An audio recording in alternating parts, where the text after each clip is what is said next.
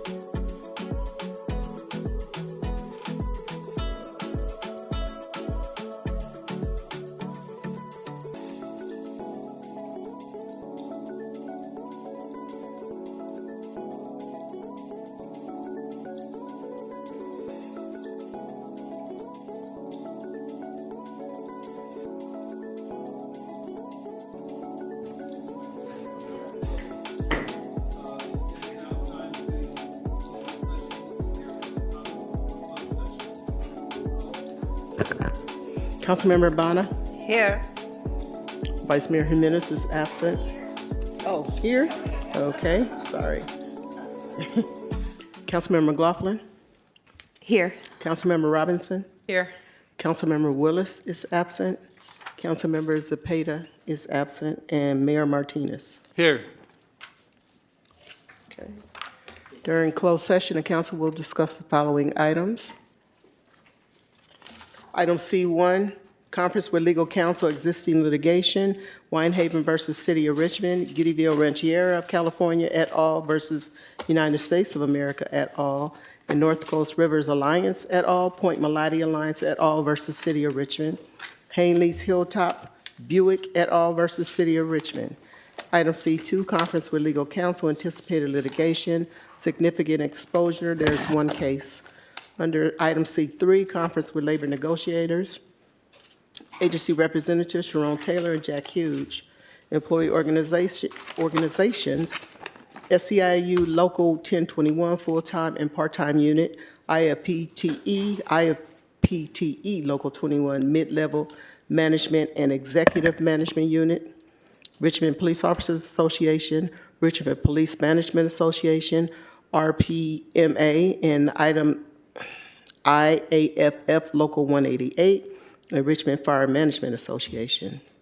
We have one request to address the council. Jonathan Livingston.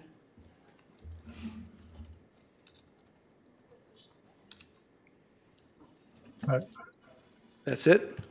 Good evening, Mayor Martinez and council members. My name is Jonathan Livingston, coming here to support item C2, if that's actually being heard.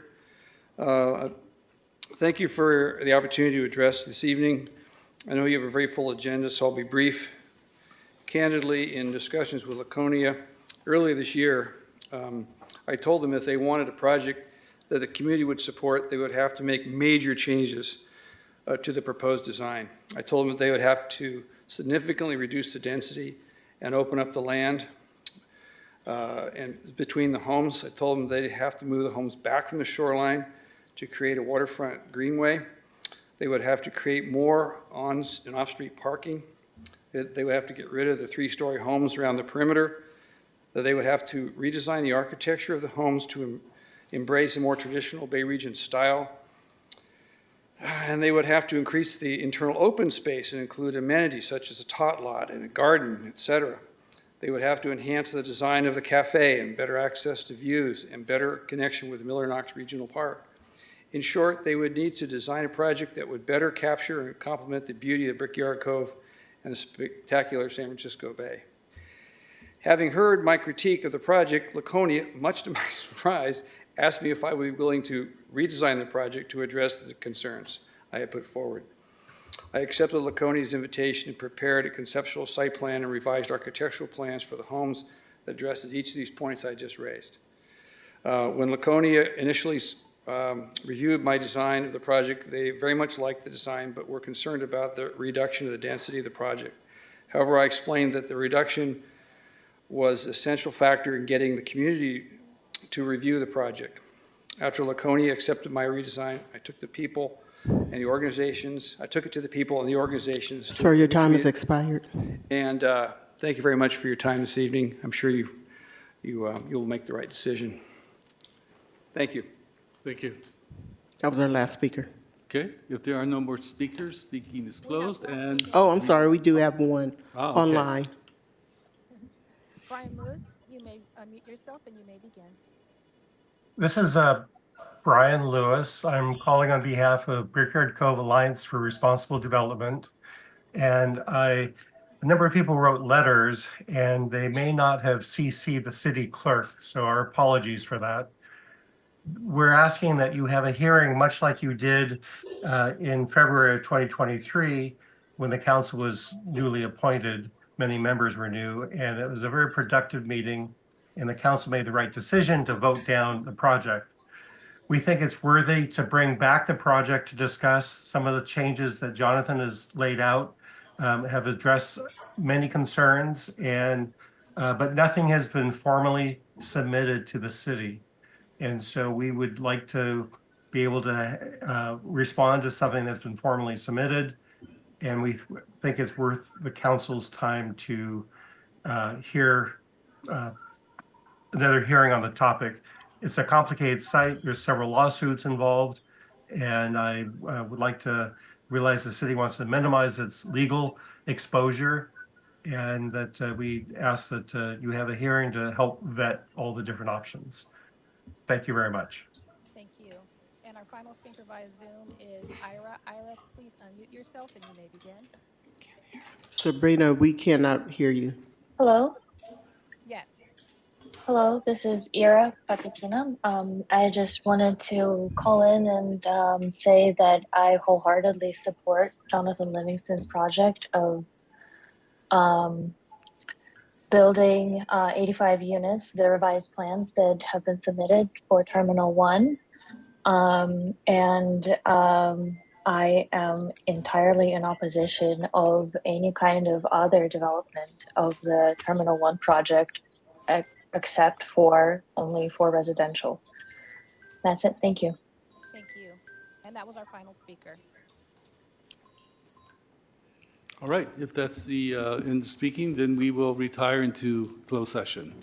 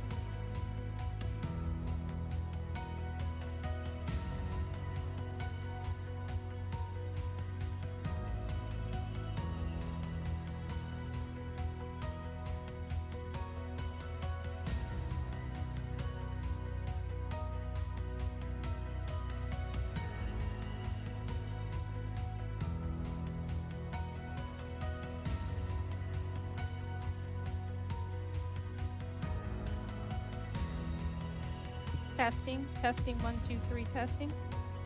Now, that I hear.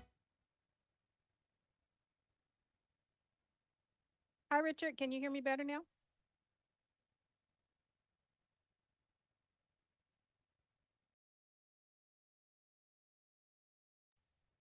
Keep talking. I'm talking. Can you hear me?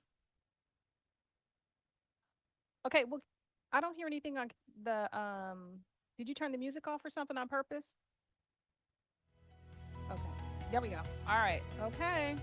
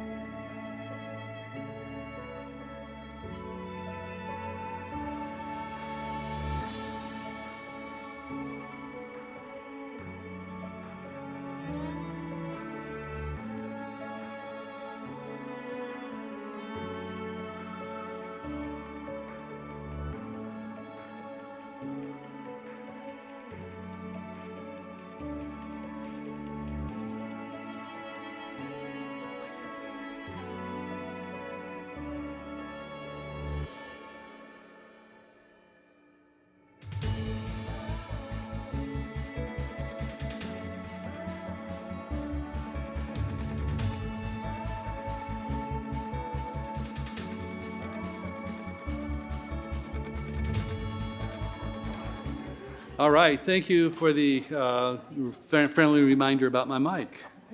So it is now time for the regular meeting of the Richmond City Council. We will begin with the Pledge of Allegiance.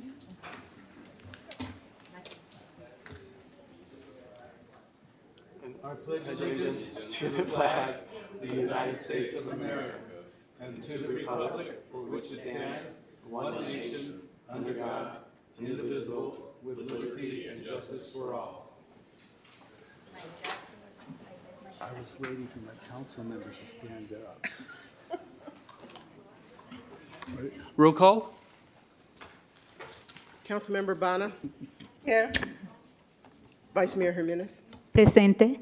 Councilmember McLaughlin? Here. Councilmember Robinson? Here. Councilmember Willis? Here. Councilmember Zepeda? Here. And Mayor Martinez. Here.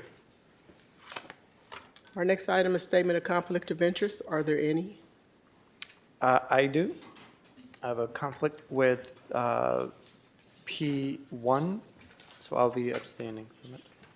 Abstaining? I'll be Recusing? recusing myself from it. So are you going to exit the chambers? Yes. I'll exit the chambers once I make my own. Okay.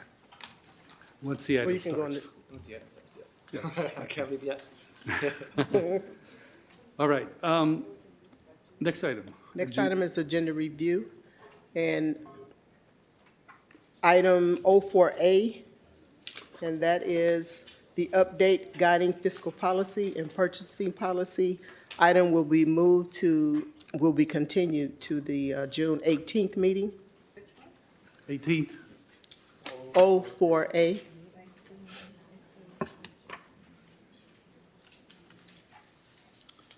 All right. That's it.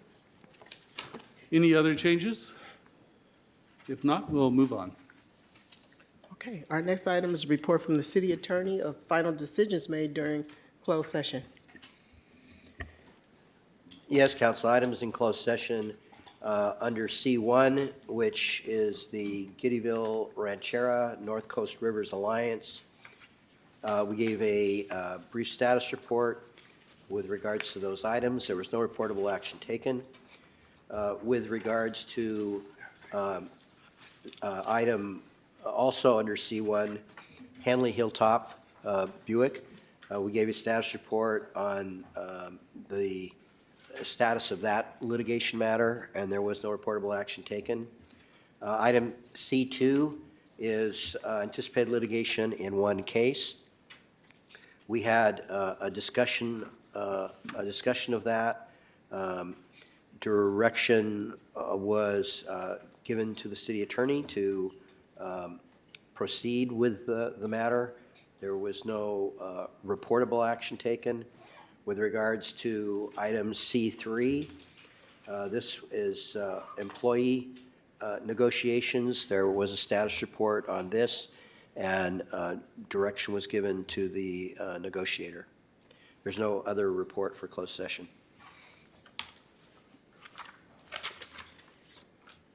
Our next item is report from the city manager, and under that report, we'll have a new employee report. Thank you, Madam Clerk. Good evening, Mayor Martinez and members of the City Council. KCRT, if you can please put up the slide deck.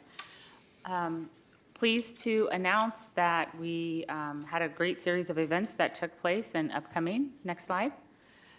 Before you, you'll see the Parkchester Village community painting that started on Saturday. There was a great turnout for folks that are interested in volunteering and joining. This last weekend, we had over 100 volunteers, and there's a painting project with a mural that's adjacent to the Parkchester Village neighborhood community, and it's a partnership with the Richmond Arts and Culture Commission's Meritage Homes, and especially would like to thank Stephanie Nye for organizing the volunteers at this location, and it's at the Parkchester Village Community Center. If you're interested in volunteering and helping paint, please call 510-620-6563. Again, 510-620-6563, or email volunteer@ci.richmond.ca.us. Next slide. Unfortunately, I missed the roller derby. This looks like it was a lot of fun. It was the participating groups were Bay Area Derby, City of Richmond, Outlaws versus San Francisco, and it was held here on June 1st in the Richmond Auditorium. And this was the kickoff event for the 2024 season. There were over 250 people in attendance. There's another Derby event in September, and we'll continue to promote this event and lift up these types of activities that are happening in our community. Next slide. Also had a great time at Richmond Rainbow Pride. If you haven't met Dewey, this is Dewey with the Richmond Public Library. Want to thank Dewey for coming out and celebrating Richmond Rainbow Pride. The weather was greatly in our favor, and we had a wonderful expression and collaboration between the city, the community, other agencies to support our LGBTQ+ residents, and would like to extend my appreciation to the event organizers, all of the council members that were of assistance and in participating, and for the success over the last 10 years, and we're looking forward to another 10 years of celebration of Pride. Next slide. Another important community event that's taking place is pertaining to Richmond Rising. They're going to be hosting their monthly collaborative stakeholder meeting this Wednesday, June 5th, so tomorrow at 6 p.m. at the Nevin Center. There will be free childcare, and live Spanish interpretation will also be available. All members of the public are invited to attend and share feedback, ask questions, and get involved. Residents are invited to attend in person, virtually, or over the phone. Richmond Rising is, the aim is to have a healthy, connected, climate-strong community, and it's an initiative led by a coalition of Richmond, the City of Richmond local organizations that are implementing projects to transform the environment, health, and provide economic benefits in the Iron Triangle, Santa Fe, and the Coronado neighborhoods of Richmond. Next slide. I'm really excited. I mentioned this last week, but I just can't get enough of talking about Booker T. Anderson Community Center, so I apologize that I keep talking about this. We're really excited that the interior has been all updated, and we will be working collaboratively with community services staff and public works to also, in the coming fiscal year, try to identify resources to have the exterior of the building also repainted and to install a fence to address community concerns, as well as mitigate the arson that took place that led to its closure initially. So if you haven't already signed up, please do so and come join us on Thursday at 5 o'clock at BTA. I want to thank all of the public works staff. Apparently there were nearly 20 people at the Nevins at BTA on Monday working to prepare it for the grand opening, and want to thank community services staff for all their preparation as well. And coming up, excited to announce next slide, Juneteenth. The carnival will take place that our PAL leads on June 14th from 10 to 11 p.m. Then we will also have, and that's at 2200 McDonald Avenue is where you can get tickets. Also, the Juneteenth Parade and Festival will have on Saturday, June 22nd from 10 a.m. to 6 p.m. We'll have the parade and festival, and we'll start at Kennedy, and we'll make our way to Nickel Park to commence with the festival. If you have any questions or would like to participate in the event, please call the city manager's office at 510-620-6512. Thank you.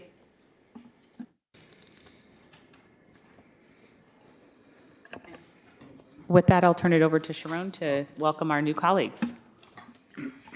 Good evening, Mayor, Vice Mayor, City Council members. Can you please bring up the PowerPoint KCRT? I am happy to welcome you to our new employees that we hired in the month of May. We have Jody Jersa, Public Services Support Librarian. Xiao Ting Chen, Public Services Support Librarian. Joseph Urbina, Maintenance Aide 2. Michael Romero, Community Crisis Response Program Manager, and he will come to our next meeting to meet the City Council. Ty May Fox, our new lifeguard in Community Services Recreation Department. Jeremiah Challenger, Recreation Program Aide. Layla Boatman, Recreation Program Aide.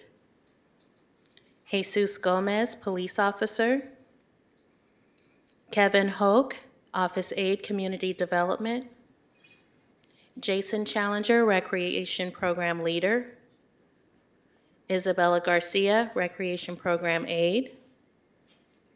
Daniel Rhea Rodriguez, Maintenance Aide 2. Jasmine Perkins, Recreation Program Aide.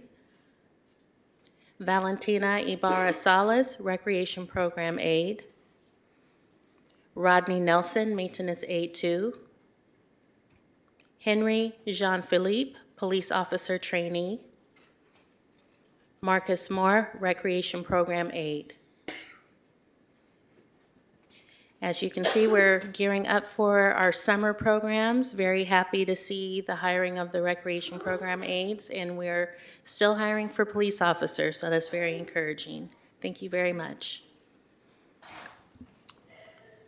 Thank you. Next item. Our next item is reports of officers, referrals to staff, and general reports, including AB 1234 reports. We're limited to 2 minutes per council member. Councilmember Cepeda. Thank you, Mr. Mayor. I want to do a quick report of all the events that I've attended in the past couple of weeks. I'll start out with Pride this past Sunday. Thank you for everyone who came out, literally, figuratively. We saw a whole slew of community that was there. So thank you also to my colleagues who attended and to the organizers of Richmond Rainbow Pride. That was a great event. I was also invited to help raise and actually change the pride flag at Contra Costa Community College. So I was asked to go there. So attended that event. I was also part of the Parkchester mural painting project, as the city manager just mentioned. It is going on the first 3 Saturdays in June and the last 3 Saturdays in July. It is a great, great, great event. You don't need to be an expert to paint. It is paint by colors. They give you a number, they give you a paint, you paint the number, you're done. Great event for kids of all ages, family, everyone's there, so coming out. I also attended the North Richmond Sea Level Rise meeting. Every time I attend this meeting, it just gets bigger and bigger and better. There's so many community members there talking about sea level rise, talking about what are we going to do, not just in North Richmond, but all around the area. Contra Costa County is looking at how to resolve for sea level rise all around the county. So it was a really great meeting. I saw Lena Velasquez there as well from city staff attending and other staff members in joining this conversation. So I look forward to bringing more of that to the council in the next couple of weeks of a presentation. I also attended the Nistrom Coronado sixth grade graduation yesterday, and that was great. And that's it for my meetings. Thank you. Vice Mayor Jimenez. Yeah, thank you, everybody. I just wanted to say also, I attended the Richmond Rainbow Pride, and I was really pleased with all the community gathering there and celebrating the diversity. So thank you, Councilmember Cepeda, and all the organizers of the Richmond Rainbow Pride. It was awesome. A lot of colors, and I love it. I also attended a potluck of District 6 residents. Thank you, Heather Bistro, who organized that in her home, opened the home for all the residents and neighbors to gather. We discussed a lot of the issues that there were concerned, especially traffic calming issues, and I was able to debrief then about what the city has been doing, what are the things that we are putting together, and tonight we are bringing an item to strengthen that infrastructure so we move with a better pace in this project.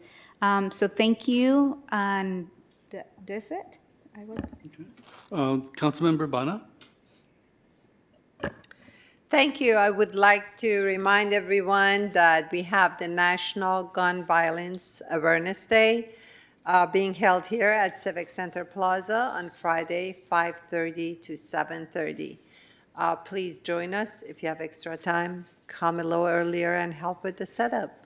We would very much appreciate it.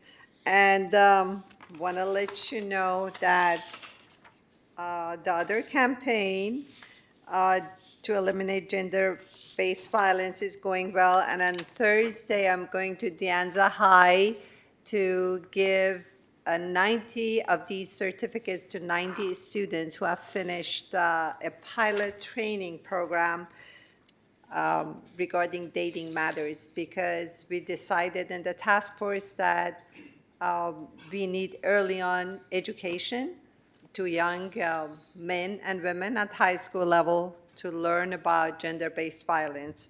And 90 girls and boys, ninth graders, will receive their certificates on Thursday.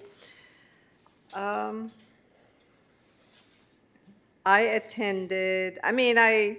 had the privilege of going to Villa Verde, where students of Yes Nature to Neighborhood had a table educating the neighbors about the impact of dog waste on watersheds and creeks, and what needs to be done about it. They're doing an awesome job, and I would like to thank the city for helping them with planning effective measures in the future.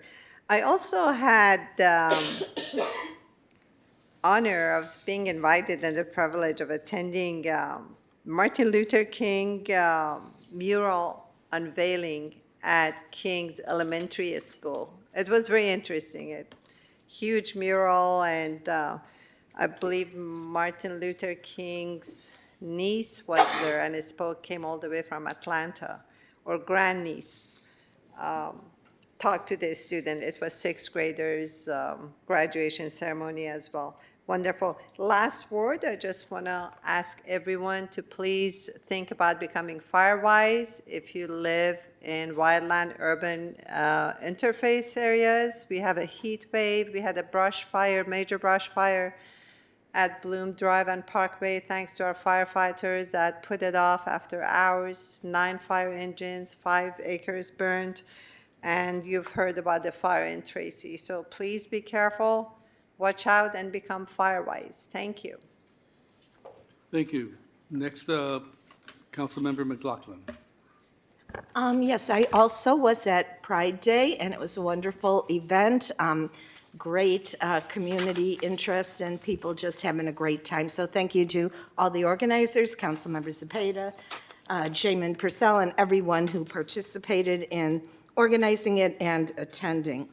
I also, on Sunday, stopped by the Marina Bay Farmers Market. I try and stop there every Sunday from 10 to 2. It's wonderful to have great healthy food and prepared foods and health products. And also this coming Sunday, it will be the second Sunday of the month, and every second Sunday of the month, there's special activities.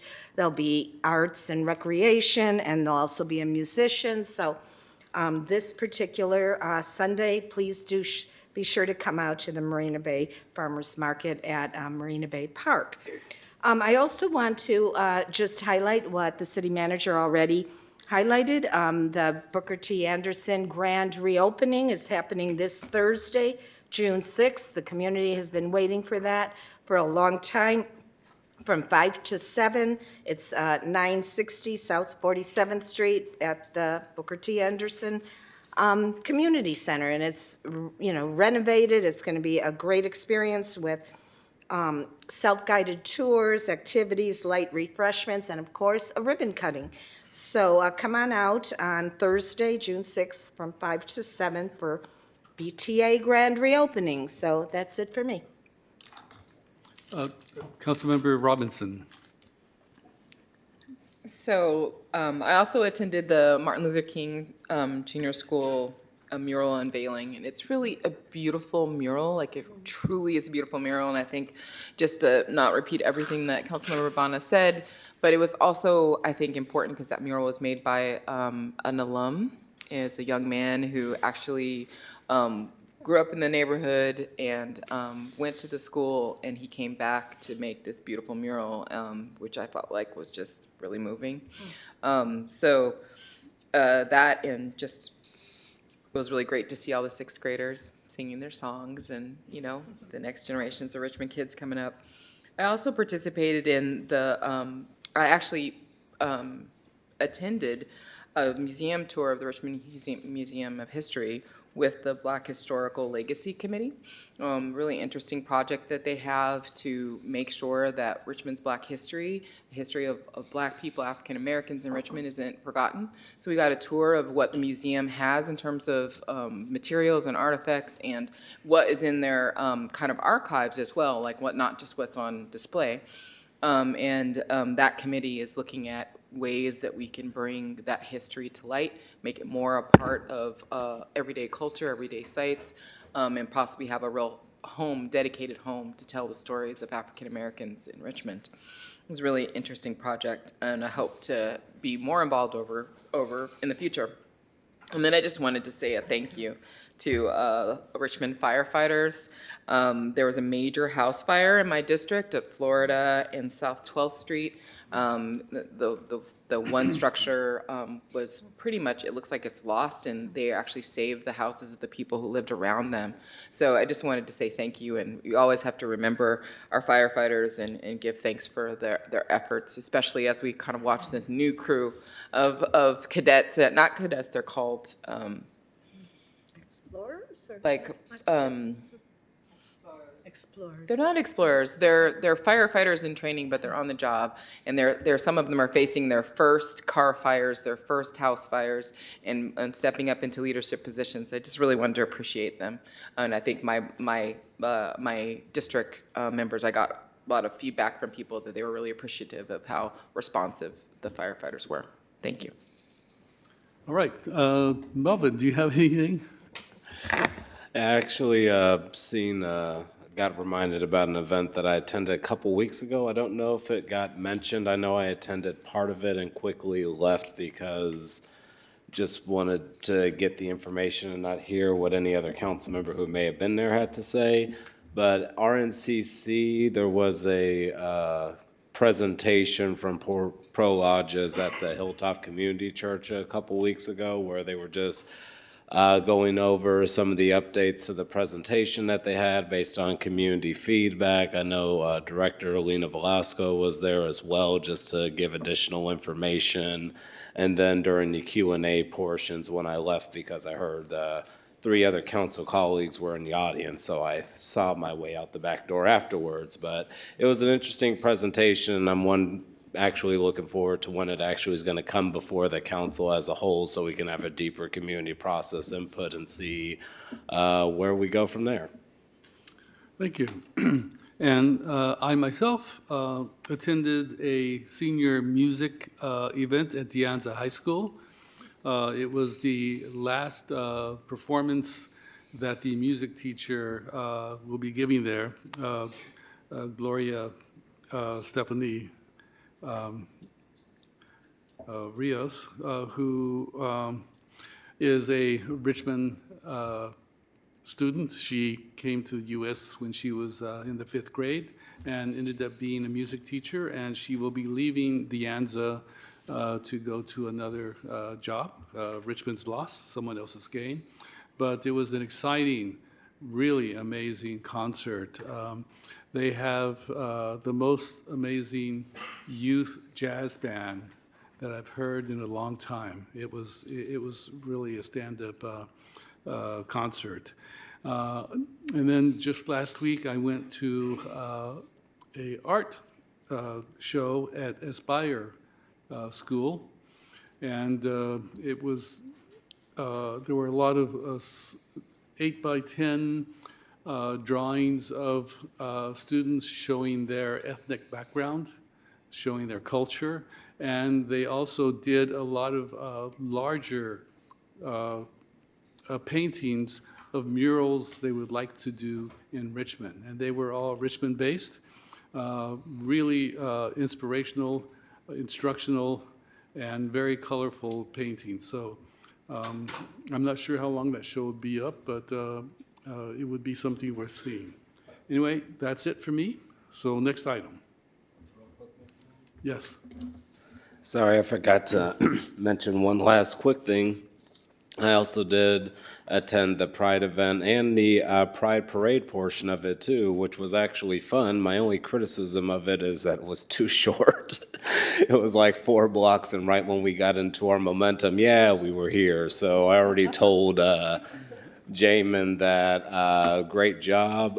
Next year, Richmond Rainbow Pride should consider walking all of McDonald Avenue, starting from the grocery outlet if they can. So I'm just putting that out there now because I know it's a erroneous effort to get permits, escorts, talk to businesses, so on and so forth. So better start sooner rather than later. So just wanted to add that portion in too. Thank you. Next item. Our next item is open forum. An open forum is an opportunity to give council comment on items that remain on the consent calendar or items that are not on the agenda. You'll be limited to 2 minutes. We ask that you keep your comments respectful. If there's anyone attending attending online that would like to address the council, please raise your hand at this time. We'll start with the in-person speakers. We have 7, and then we'll move to the online speakers. The speakers are Cordell Hendler, Liz Woods, Rick Perez, Patricia Perez, Mark Wasberg, Daniel Heiss, and Irania Del La Mora. Nathan Heiss, I'm sorry. Yes. So, good evening, Mayor Martinez, Council. I am Cordell Hendler, and I am a very angry Richmond resident. So, number one, if you recall at the last meeting when the Merchants Association came, they brought all these issues forward regarding the smoke shops because I am opposing it because it's going to bring in more problems into our community. As you know, Richmond has the lowest crime rate, but rest assured, that number is going to jump up real quickly. So that's one. And then number two, I submitted some paperwork like their employee burnout. Once again, I will remind you what Henry Gardner said at the workshop. You're supposed to treat your city staff with respect. Personally, I email city staff on a specific item on the agenda, and I get a response just that quick. If I can do it, it would make this council meetings go a lot quicker. That's two. And then the third and final thing is I received a tour yesterday from one of the speakers that you will hear after me. And I looked at Nevin Plaza 1. The inside, it looks awful. I would not have a senior citizen or anybody live in those conditions. I guarantee you, because I looked at it for myself and I'm like, oh no, I would not see myself living in there because there are a lot of roaches, mice, all of that stuff in there. So I'm hoping that I dare each and every one of you to take a look at Nevin Plaza, schedule a tour of it, and you'll see how bad it looks. Because I guarantee you, how would you feel if you have an elderly relative living in there? Would you allow that? I don't think so. Because I promise you, if you look at it from the inside, it looks terrible. Because just schedule a tour, and I guarantee you, you're going to hear the other speaker after me. So guarantee you, take a tour of it, and you'll see how bad it looks.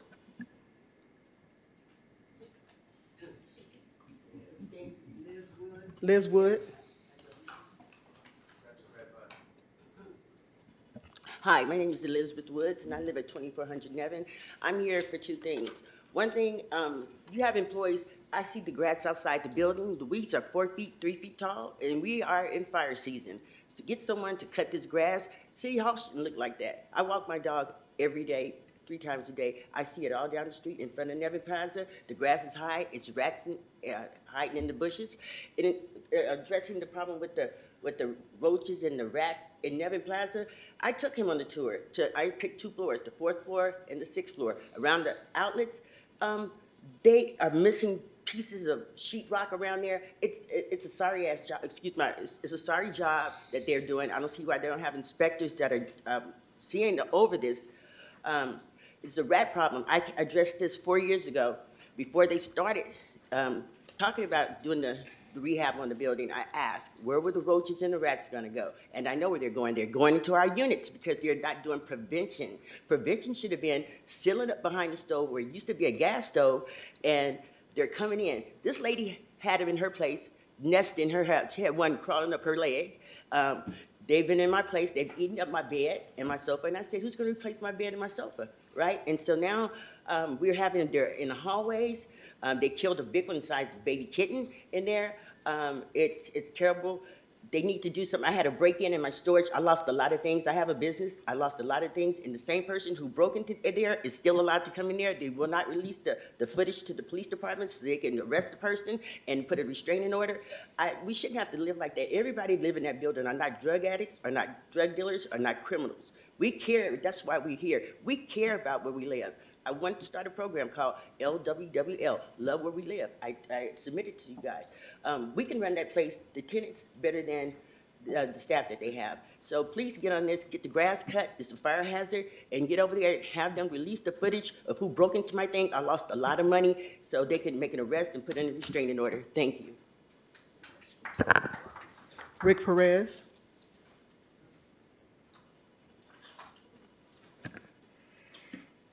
Hi, everybody. It's always a pleasure to address you guys, especially since you listen to me. I don't take any joy in pointing out this latest situation with the Richmond police beating down Kawis Gus. When I view that video, I just see how that man could have been shot dead like my son was. And that's, you guys can imagine how horrible that is to me. And then the next thing is he's a 15-year veteran, a sergeant as well, Alexander Kane. That's just horrible that he could think that way. Like I say, I like to stay positive. I'm grateful that Richmond has cultural training for the officers. But then again, they need to address the law enforcement culture. These guys have an ugly mindset, or some of them do, not all of them. I enjoyed talking right here to this officer behind us, and several of them. But anyway, this guy, I don't think he needs to lose his job, like I said before, but he needs severe discipline, he needs severe training, and that can never happen again here. And then Nicholas Remick came up and assisted him in doing this. He should have been scolding him, telling him, stop, you can't do that. Anyway, I saw the beginning of of the Pride Parade, and I saw Melvin Willits out there with a new dog I see, and he was jumping all over you, and that brought a little joy to my heart. So, like I said, I'd rather talk about positive things. So let's straighten out our Richmond Police Department and make them act correctly. Thank you. Patricia Perez.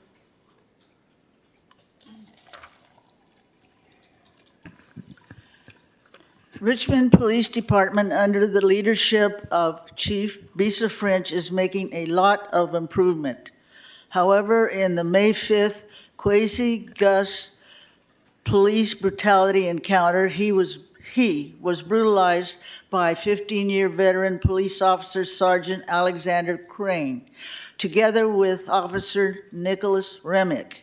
Kane was one of two officers on June 28, 2023, who shot and killed Kevin McDonald while serving a search warrant, but as in the unjustifiable killing in 2014 of P.D. Perez, who had no weapon, by another Richmond police officer, Contra Costa County District Attorney Mark A. Peterson, in 2014, followed by Diana Beckton, both declined to file charges against this killer cop. Using the lame excuse, no jury of 12 would find the police officer guilty. That is the sad state of our, is it working? That is a sad state of our judicial system, in which if any DA thinks they won't win, instead of charging the killer cop, they just, to let the jury decide whether the cop is guilty or not, they refuse to prosecute. Killing is forever. Police brutality must be stopped. It's fair to say, it's obvious, the Richmond Police Department still has got a lot of work to do. Thank you. Mark Wassberg.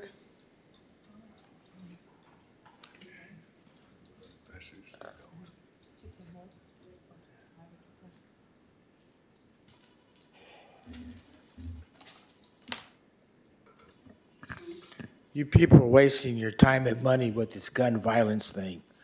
You're not going to stop it. You have no clue what went on when these gangsters were out there shooting each other using AK-47s, Uzis, MAC-10s, 9mm. It was just a war zone. I was there at the city council when they showed all these weapons. I said, years ago, I used to buy weapons for convicted felons. So finally, I got caught, he got caught, but after the trial was over, I walked into Richmond Police Department, true story, it really happened. So I said, I want my weapons back. So I gave them the court release. So they gave me my two M14s. And I said, well, what about my scopes and my muzzle flash? They said, no, you can't have that. So when I was walking out, I had two M14s like this here, and one of the cops looked at me, and this guy almost had a nervous breakdown. I said, hey, it's all good, man. I said, okay. I felt the most powerful person in the world having those two M14s. I thought to myself, I could do a lot of damage. So when I got in my truck, I was driving down the road. I had both hands on the wheel. I used my turn signals, and soon as I got to the driveway, I just floored it, man. And I spun in the driveway, and I put my two M14s in there. And I said, I got to get rid of these. But after the Floyd incident, the BLM rioting, I wish I had these two M14s. And I told my friend, I said, he goes, whatever happened to them? I said, well, I got rid of them. I sold them. But just remember something. We have the right to bear arms. The Constitution says so. So just remember, you're not going to stop the violence.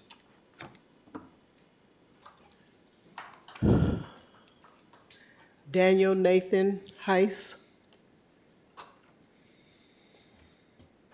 Stay in school, everyone. Hello, council members and neighbors. My name is Daniel Nathan Heiss, and I live in the Annex. Having attended or watched several council meetings in the last year, it's become clear that we need to find new ways to generate revenue. I have a few thoughts on how Richmond can generate revenue and generate excitement amongst residents. The Washington Post's Heather Long writes, a surprising trend is emerging that could revive cities. The YOLO economy, as in you only live once. She goes on to say that Americans are spending significantly more than ever before on concerts, vacations, wellness days, and other splurges. If the Great Depression caused a generation to save, the pandemic, she argues, caused a generation, such as millennials and Gen Z, to prioritize memorable experiences. Now, according to the 2020 census, people 44 and younger make up the majority of Richmond. What memorable experiences does Richmond currently offer them? Are we doing all we can to ensure that this and future generations remain in our city for years to come? For example, I point to the building across the courtyard, the Richmond Memorial Auditorium, a near turnkey venue that could be both a community space and an economic engine. By partnering with an established Bay Area promoter, we could, at a very, very conservative estimate, generate an additional $1.5 million in additional revenue every year. With its fully functioning kitchen, we could repurpose some space to operate as a combined restaurant, maybe a VIP area, and during the day it could be a place for staff to enjoy a nice meal. We could put even more Richmond residents to work by staffing the venue with union labor, members of IATSE Local 107. This would also have a positive impact on the next generation with the creation of an apprenticeship program at our local high schools, guaranteeing union membership upon graduation. With the RMA, this work could just be the beginning. We could provide our local entrepreneurs an opportunity to thrive, and we can offer residents exciting places to eat, drink, and shop. In summary, I believe that economic development is actually one of the finest and purest forms of social justice. By stimulating a local economy through arts, hospitality, and entertainment, we're doing so much more than generating revenue for the city. We're offering young people and residents the opportunity to earn a living in places for the community to come together with pride and with purpose. Thank you. Our last in-person speaker is Irania Delamora.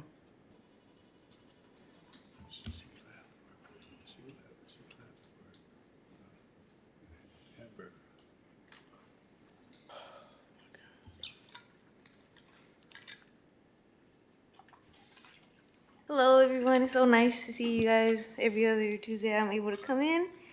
I would like to say I greatly enjoy the community event at Parkchester. I think it's a great event. I love seeing the children participate. I feel like it gives Parkchester, well, I live in Parkchester, and I've never thought anything bad about Parkchester. I think it's a great place to live. The neighbors we tolerate each other, we have our things, but we're just normal neighbors. And I think the kids come out and they have fun and they feel like they're a part of something big, and it is a big thing.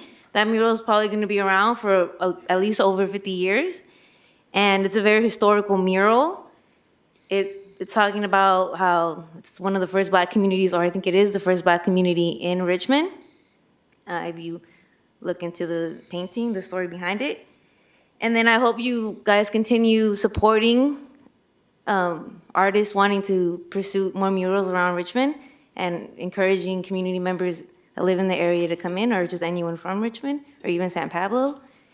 And then also on the Pride Parade, I personally don't celebrate Pride because it goes against my personal beliefs, and I respect everybody's personal beliefs and practices. And I think it's great that the council members all want to be involved in everything, but I think it's okay for all of you to actually support what it is that you value and your own beliefs. And, you know, don't go against who you are, but I think it's great that people feel free to express who they are, because I want them to feel safe as well. But since we are having Pride parades, I would be very happy if you guys would also allow other communities to be able to have the same privileges as the Pride Parade does, just to be fair. Like maybe you guys could allow Catholic Christian events, or more black community events, Hispanic, and maybe you guys can let us have a parade as well, right? Since you do that for them, tit for tat, be very nice to consider. Thank you so much. That was our last in-person speaker. We'll move to our online speakers. Right now we have 3 speakers. We currently have 3 speakers: Susan Worley, MacBook Pro, and Heath Elvin. Susan, please unmute yourself and you may begin. Council and city manager and other folks in Richmond. I live near Solano Avenue in Richmond, between San Pablo Avenue and the freeway. And You have heard from us before. We've been sending letters and speaking up. This stretch of Solano Avenue that's 4 blocks long can sometimes be something of a racetrack. There are people who decide that whatever the speed limit is, it doesn't concern them. We are asking for crosswalks and some signage, and even some signage that lights up so that people can be seen at night. A lot of people take walks in Richmond, and some of us, I have come close to being hit several times, and there have apparently been some serious accidents in this stretch of Solano Avenue, east of San Pablo Avenue. We would like you to approve the budget items that concern traffic calming in Richmond. And we're hoping that you will also approve some budget items for getting crosswalks on Solano Avenue. I think it's just a matter of time before someone gets killed, but apparently there's been at least one, I don't know if it was a fatality or a very serious accident, and also someone speeding along that section and flipping their car onto the freeway, which doesn't sound very safe to me. But having had personal experience with feeling endangered and having to scoot out of the way from cars that come speeding along, my neighbors and I feel that it's really important that you listen to this and make our area safer with crosswalks. Thank you very much. Good evening. Thank you. And our next speaker is MacBook Pro. Please state your name for the record, and you may begin. Hi, my name is Ardo Rintila. I'm calling from the Fairmead Hilltop Neighborhood Council. I'd like to thank the mayor and the city council people for coming out and viewing our presentation for Hilltop Mall with Prologis and the city of Richmond. And thank you, Melvin, for leaving early. I appreciate you not wanting to get in trouble. I'd also like to say that next Monday, the RNCC will be meeting in the city council chambers where you're viewing this today. And our special guest speaker will be Stephanie Nye. And Stephanie will be talking about the new grant, the Neighbor to Neighbor grant. And we were allocated roughly $15,000 to $20,000 for 20 neighborhood councils each. So for those of you that know who your neighborhood council presidents are and communicate with them, please have them tune in to see how we can share this money with your neighborhood councils. We're looking forward to maybe obviously sharing it with Parchester Village and to help them out with their murals. And you could always call in and ask for Lori Hart from Parchester Village to get on the volunteer list. And I want to thank you all for showing up at our neighborhood council meeting. So thank you very much. I yield my time. Thank you. And the last speaker is Heath Elvin. Heath, please unmute yourself and you may begin.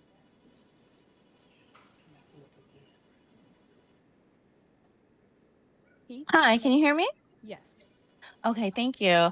I also, my first name is Tiffany. I'm Tiffany Heath Alvin. I've lived in Richmond since 1990, right in the dangerous crosswalk area where we are asking for the crosswalks and better lighting to allow for safer pedestrian and vehicle I'm sorry, I'm lost for words, but we've already determined that it's a vehicle high injury network, and I just wanted to kind of let you know that we're hoping for the 3 new crosswalks at Solano, Ventura, Lassen, and McLaughlin, and 2 enhanced sidewalks at Humboldt and the Highway 80 freeway overpass. I think it would benefit this community greatly. I know my daughter had signed in earlier to the meeting, and she also wanted to comment, but had to leave. So I just wanted to make note that she is an adult born in 91, the year after we moved here, and she is also anticipating this. And I want to thank Claudia for attending the potluck at Heather's. It was great to meet the other people in the community and you under such an important part of how we live. Thank you so much. Thank you. And that was our last speaker. Mayor, we do have one more in-person speaker, Felina Cosby.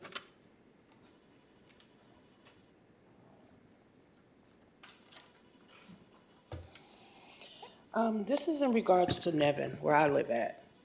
We're not allowed to ask questions at the last meeting. Whenever they hold these meetings, they're holding them over there in the community at the senior citizen area.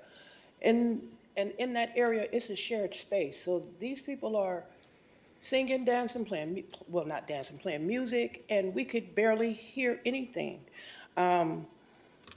And then we couldn't even ask questions about when the scaffold was going to be erected. The noise is so loud, it is affecting the peace and the enjoyment of people that's in the unit, such as myself and all the other tenants. With the drilling, the banging, the sawing, has destroyed my mental state. And to the point that I have to leave the building just to get a relief from all the noise. I had to do this in December of last year, and they erected this stuff. I'm an iron worker by trade. Well, I'm in a union. So I know that what they're doing is not right. They should have allowed us to come up out of that building or wait for us to be relocated to another unit before they start erecting that, the scaffold. All you hear is this noise all day. And not to mention the particles that are all over the building. We should have never been left in that building for them to do this stuff. Because it's affecting our health. I have respiratory issues and I'm a breast cancer survivor. This is what we're listening to. Hold on. Maybe I need to put it on speaker.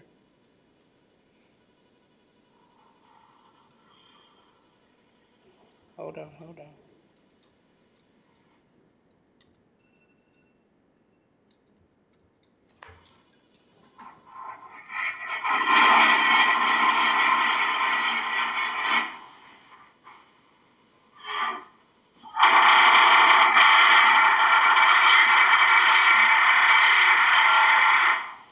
From the beginning of the morning to the end of the work shift. It's not acceptable. That was our last speaker. Okay, thank you. Next item. Our next item is approval of the consent calendar, and the consent calendar excludes item 04A, and that's the update guiding fiscal policy and purchasing policy. I'll move the consent calendar. I second it. Moved by Councilmember Willis, seconded by Vice Mayor Jimenez. Roll call. Councilmember Bonner, Yes. Vice Mayor Jimenez, Yes. Councilmember McLaughlin, Yes. Councilmember Robinson. Yes. Councilmember Willis, Yes. Councilmember Zepeda, Yes. and Mayor Martinez. Yes. The vote is unanimous. Next item. Our next item is under budget session, item P1.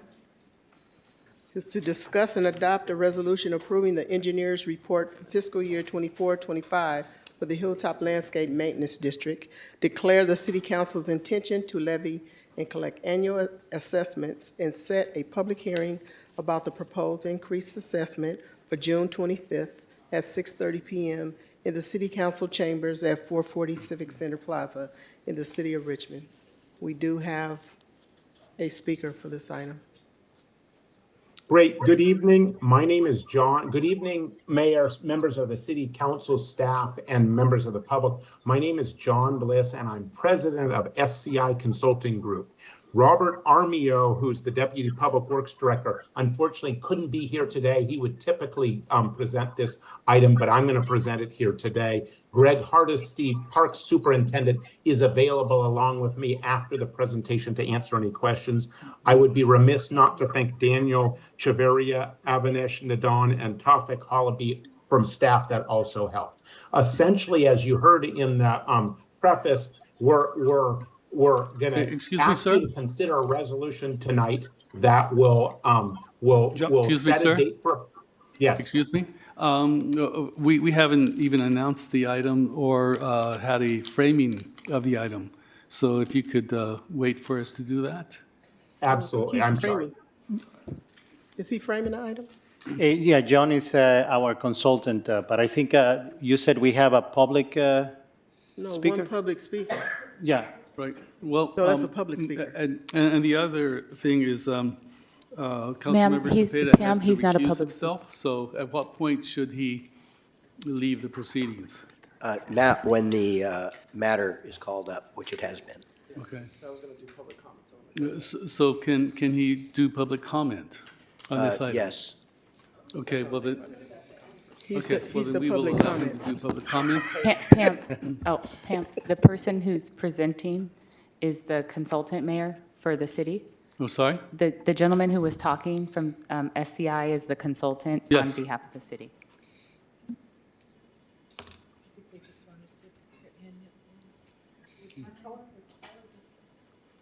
So, all right. Good evening, colleagues. Have you opened it for public comment? I think we first of all Well, have to hear. Yeah, actually, he has recused himself, so do we call him back when it's public Yes, he comment? should leave the room, and when public comments commence, he can come in, make his comment, and leave. Okay. That's what I was asking. Are we doing public comment before or after? After. Perfect. Then I'll be in the back. All right, thank you. Now. Yeah, but you're leaving the room. Okay. Good evening, Mayor Martinez, Vice Mayor Jimenez, council members. For the record, my name is Daniel Chavarrian, the Public Works Director, and tonight we're going to give a presentation about the Hilltop Landscape Maintenance District, about our engineer's report. Tonight we have Mr. John Bliss, President of SCI Consulting Group, which is the company in the firm that the city of Richmond has consulted since 2018.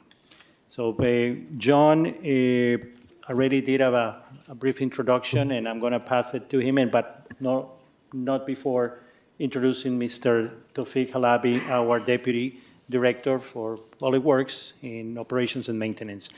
With that, John, the mic is yours now. Thank you, and let me apologize for jumping the gun there. It wasn't clear to me from my remote location. So thank you, Daniel, for your support on this. So there's a PowerPoint associated with it, and so I'd like to work through the PowerPoint. I promise it will be brief, and then we can answer any questions. And so I'm going to just, if someone can bring that up, and we go to the first slide, and let's go ahead and go to the second slide. Essentially, I will be very good about not just reading these slides to you. Essentially, we're gonna go over the engineer's report, give you a little background on everything, and we'll work through it together. So let's go to the next slide, which is background and purpose. And so back in 1998, this assessment was created. It's called the Hilltop Landscape Maintenance District, and it primarily improves landscaping above and beyond the general level of landscaping in the city for 3 zones that we'll go over. And each year you're tasked with reviewing the engineer's report and voting to continue this. The revenue is then collected on property tax bills and is presented back to the city, and the city, working closely with the local community, will provide those services with its staff. And so this has gone on for 25 years very effectively. It's been a big success. So let's now go to the next slide, which is slide number 4. And that gives you kind of a sense of scale of the size of this. And so it brings in a little over $1.1 million each year.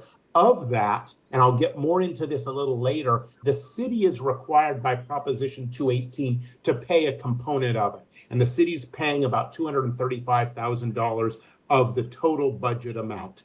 Each year since I've been involved, in previous years, in order to keep up with increased costs over time, we've implemented the maximum allowable CPI increase, which has been 3%. And we're proposing this again this year. I've worked closely with staff. Each year, part of my responsibility is to make sure that 3% CPI is justified. And my review of budget and costs and the services, again, this year, the 3% is justified. And so that's what we're proposing to you. Let's go to the next slide.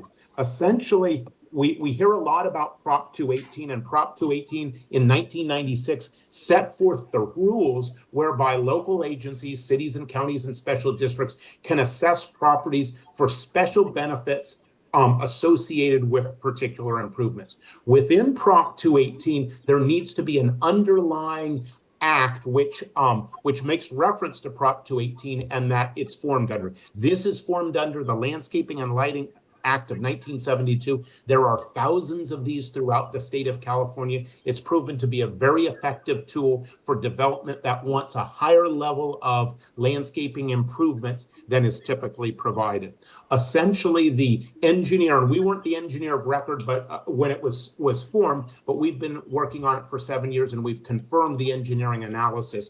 We need to understand what special benefits are conferred to each of the properties, and the assessment needs to dovetail with those special benefits. And it's essentially based on the use and the size of the property and within each zone. So let's go to the next slide. And this next slide is the zone map. It's hard to read, I apologize, and the subsequent slides will give you more information on each of the 3 zones. You guys can kind of see the oval in the lower right-hand corner, and that will help you kind of understand, because that's that very distinctive Hilltop Mall oval. And then you can see that there's a very commercial district, there's a very residential district in blue, and then the mixed district in Hilltop. So let's drive through each of the zones. The first zone is the Hilltop Mall Road, Bloom Drive, Auto Plaza, and some adjacent areas.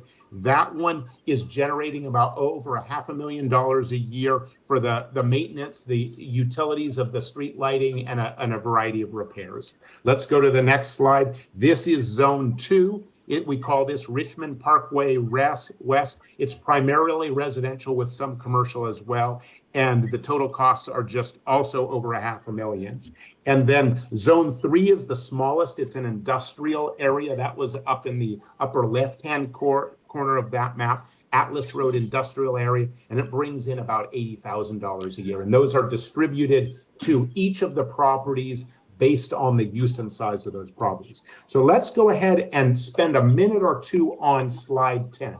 This is probably the most abstract slide that we need to look at here, which is this concept of special versus general benefit. So bear with me, I'm going to get a little wonky and nerdy here.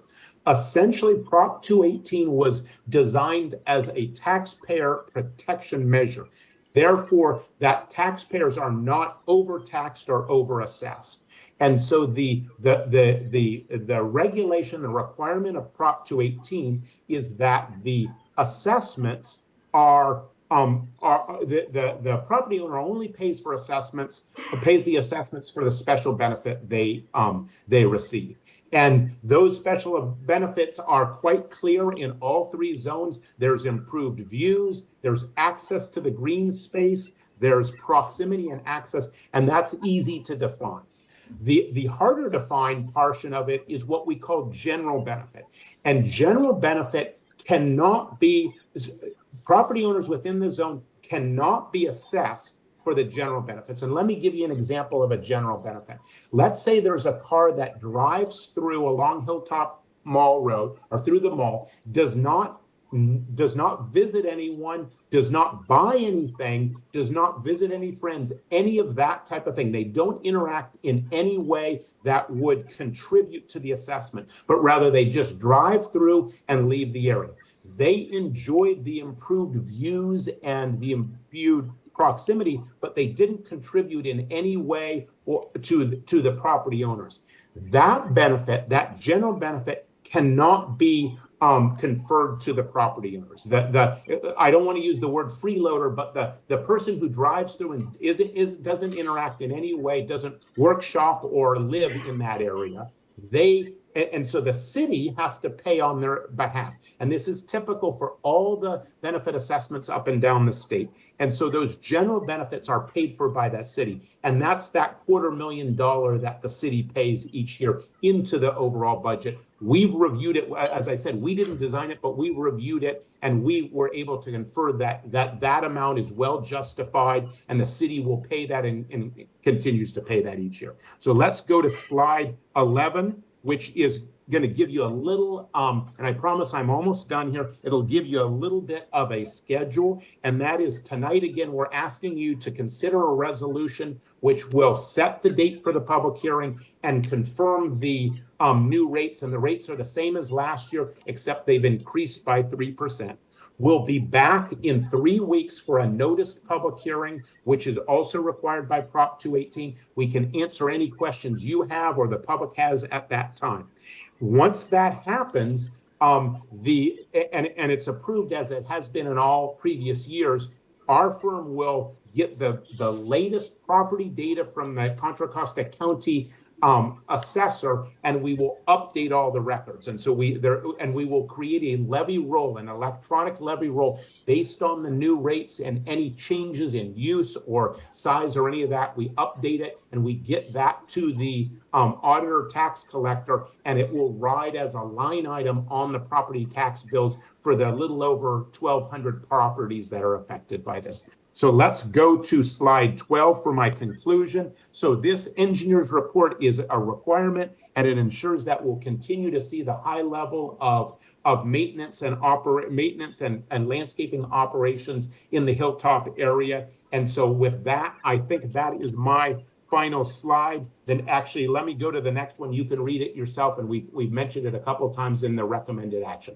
So with that, the presentation is over. I'm happy to answer any questions if there are any. Before we go to questions, let's have public comment. Caesar. We have one in-person speaker, and that's Caesar Cepeda. If anyone is joining us online, if you would like to address the council on this item, please raise your hand at this time.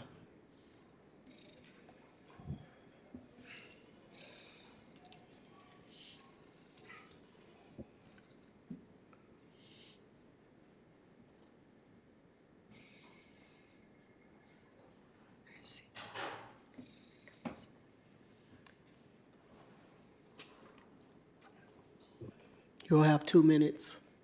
What? Just kidding. Thank you. Good evening, colleagues and staff.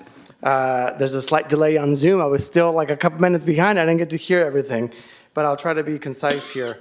As you all know, I've been coming up to City Council for many, many years in the past to talk about the HLMD.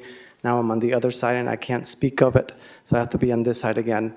But I've always had concerns with it. And from the presentation, from what I was able to hear, it is correct. The HLMD is a special benefit, and it goes above and beyond what the city is supposed to provide. So I've been trying to look for a number. What is that base number that the city is supposed to give us so the special benefit could then come above? The gentleman mentioned that the special benefit, such as medians and frontages, should not be all a burden to this district. Now, if you look at the report, it's at 100% in the report listed as a special benefit. That it means that the district is paying for all of it. Overall, there are some discrepancies in the report that I would love staff to be able to look at it again. There's another line item in there that's talking about Chevron's quit claim at $12,000. That is $40,000 Chevron gave us about 10 years ago. And it looks to be that we're trying to get assessed of that again. That shouldn't be assessed unless I'm reading it incorrectly. We should overall review and confirm the data is correct. There's also a city contribution of $235,000. However, there's a cost pool, meaning what the HLMD is paying back to the city for services of about $240,000. So we are paying the city more than the city is contributing from the numbers that I was able to see. So overall, again, I feel that there are some discrepancies and opportunities for staff to be able to look at the report again and hopefully being able to partner with the engineers firm to allow us to take a look at all the data one more time to make sure that the residents at Hilltop are able to get the right assessment. Thank you for your time. Do we have anyone online? No other speakers. In that case, public comment is closed, and it is now time for questions and discussion. Anyone on City Council? Yes, Councilmember Bana? So the costs for those three zones are separate, the assessments? There was, on the map, there was Zone 1, Zone 2, Zone 3, or they're all together?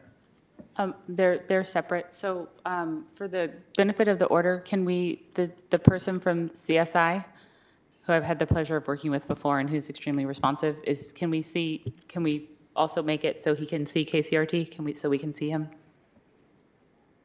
So then we know who's, thank you. Okay, so Nikki, do you want to take that or do you want, okay. CSI, can you respond to that question from Councilmember Bonner? SCI. What did I say? Yeah. Oh, okay, we great. get CSI all the time, no problem. He I knew what actually you meant, acts like CSI. Yes, thank you. Great question. And so the answer is, there's three different zones and they have three different budgets, and the properties within that zone get assessed, and then that money stays into that zone and can only be spent in that zone. So it's almost like there's three different assessments. We have them packaged together in one engineer's report. And could you tell us how it works? For example, for beautification, maybe you could use plants that are easier to maintain, drought resistant, to reduce the cost. Are those measures taken? I mean, beautification is hard to quantify. How do you decide the level of it and the costs associated? Great question. And what I'd like to do is, well, let me answer it this way. Since I do many of these up and down the state, I'm pretty familiar with different strategies for cost control. But I think Greg Hardesty is here. I don't know if Greg is able to speak or if there's someone else at the city that's able to speak and address that concern. Yes, good morning, or good evening, Council, Mayor. Greg Hardesty, Park Superintendent. But yeah, so we always take into account of drought, water saving measures and anything of the like. So if there's any further questions on that. Does the community have a say in it? Because they have to pay for it. Is it also set to their taste? We meet with the president of the district, and he communicates with his constituents that live in the area, and will relay their preference. Thank you. And then we will discuss it. After this presentation, there's going to be community outreach, or it has already been done? I will leave that to John. Sure. Yeah. Great question. And from my understanding, working with Greg and his predecessor and staff, there's constant communication between the community, both the formal organization that kind of represents the area, and staff. And so there's input and there's reality of what the staff is able to do under their budget. But my understanding, I've been in a lot of meetings over the years that have members of the public as well as staff. So I think there's a free flow of communication. I know staff takes their input very, very seriously. And is the rate the same for residential and commercial, or they're different?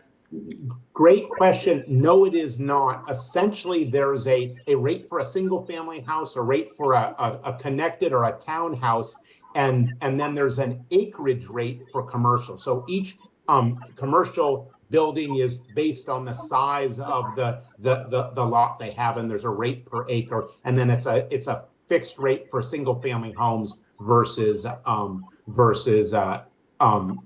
not speaking well, townhouses or adjoined houses. Thank you. And if you could answer the questions brought up by the public speaker. Absolutely, and I appreciate it. And Can I ask a question about that, please? So it would be helpful for the city attorney to opine, because Councilmember Zepeda recused himself, and I've seen some correspondence from a member of city attorney staff. So it would be helpful to understand what's appropriate in this situation. Okay, I pass then. Yes, Councilmember Robinson. So I had a similar question to Councilmember Zepeda, and how is base level services determined? because, you know, if you're trying to have services above a base level, but our base level is, you know, 3-foot weeds in many places, what is above that? How do you determine what's base level?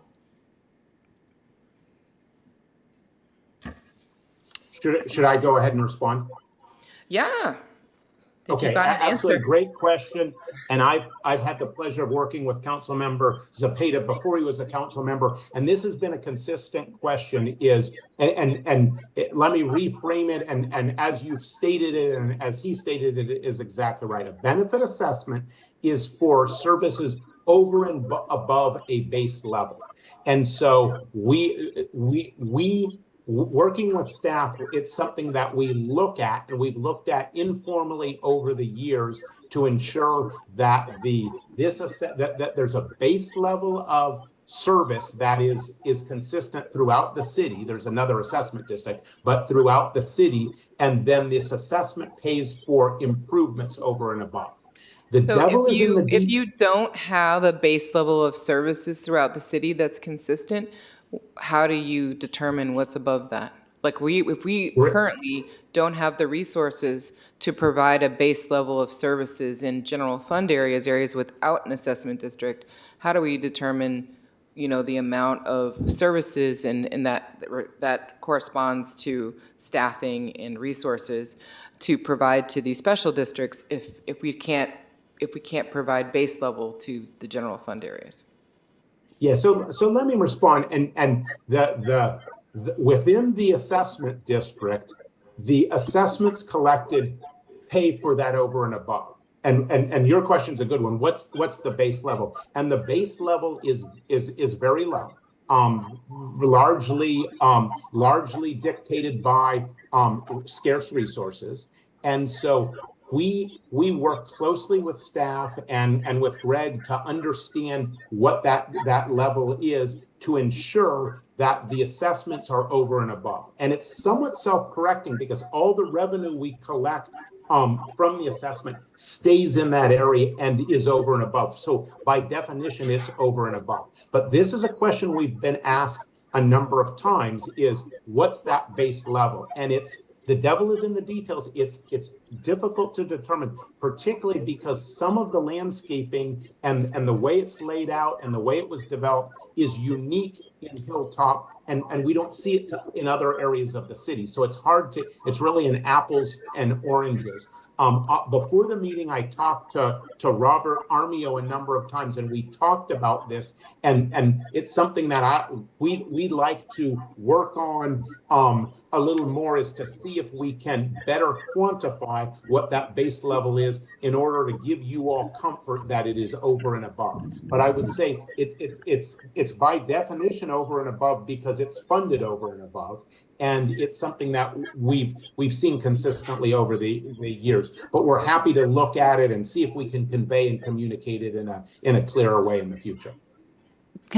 Mayor, if I may, to your question, Councilmember Robinson, what I've been hearing from the council repeatedly is that the level of service citywide, in particular in the areas that do not have special assessment districts, is inadequate.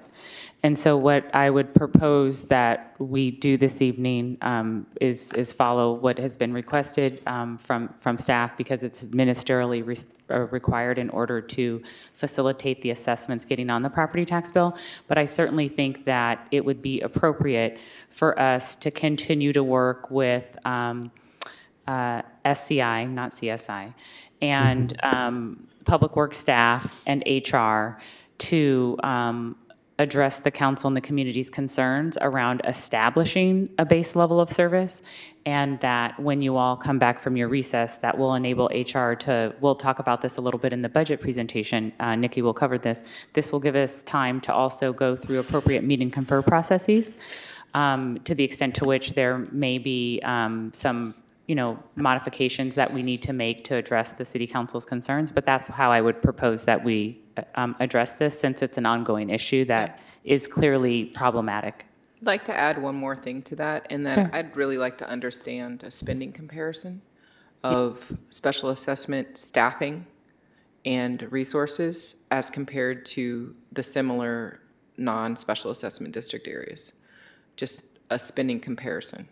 Okay. So with Parks and Landscaping staff, with the folks who are working on medians, same as Parks and Landscaping staff, I think, how many are assigned to special districts exclusively, and how many are assigned to other areas exclusively, and what are the associated costs with each, so we can see the totals? Yes, that can certainly be part of the analysis. Thank you. And that will help us make recommendations to council with that analysis, so it's based on budget and the need to make sure that we increase the budget, especially in areas that don't have assessment districts, because the service level is not appropriate. Just, this is kind of coming on the heels of me, like, trying to respond to people in my district who are worried about weeds that are up to the hip, and the response is, I got to put together a volunteer day because there isn't resources. So, you know, we're volunteering in my neighborhood to try to get the weeds out because the city can't support us. Before I go on to the next speaker, I'd like to suggest that base level should be determined by the level that the average of a city's community receives. I mean, I don't think it's fair to have different levels for different communities, but that seems to be what's happening. But if someone is paying for more, then like I said before, the base should be what the rest of the community is receiving. Councilmember Jimenez? Yeah, thank you. I will add to the request that Councilmember Robinson is asking for, that is not only the comparisons, just in terms of like how many staffing, but what are the areas that each group and the staffing have. It can be for area, location, number of parks, some number of things that each group, like I want to know like general fund and how much from the general fund crew, how many staff we have, how much area they had to go versus the special districts, and the comparison in terms of the services and how much money from the general fund goes to each one. That will be good. And then I think like one thing, one of the criteria that I would like for determined the level of services is about kind of like looking up, like we know that our community deserves better services. So it's not just about the baseline of what are the services that we are receiving that right now, because we know that the services that we are receiving right now are not enough. Like we just saw, we heard one of the comments about the weeds are 4 feet tall and we haven't cut it. So that is lack of services. So I just want that it's at the top of what our community in Richmond deserves, because people pay a lot of taxes here. And I think like we need to start looking at ourselves and looking at the community as the community really needs better services and high-level services like many other communities have. So thank you. Councilmember Bana? Thank you. I want to make sure I get it right. So that general benefit that the city pays, is it mandatory, a ratio of that special benefit, or it should be consistent with the rest of the city? Great question. Yeah, each engineering analysis, the ratio is not preset, it's not set in the law. Part of the engineering analysis that was done when the assessment was formed was to determine that ratio, and we've maintained that ratio. So it varies from that ratio of what is the required general benefit contribution. That ratio varies from assessment to assessment. In this particular case, it's within a typical range. I think it's probably 20%, something like this in this particular case. And that's consistent with what we see up and down the state. So it's not an unusual percentage, but it does vary from assessment to assessment. So my question is this. can they pay their special assessment and the city does its general assessment based on how it does in the rest of the city, or the city's obligated to pay that 20%? Because we're charging them. Because as we see, the level of service is not consistent throughout the city, right? So we are asking the city to have a consistent level of service throughout. Now, can that neighborhood with a special assessment pay its share based on their taste or choice or ability or whatever, but the city does it based on their own ability?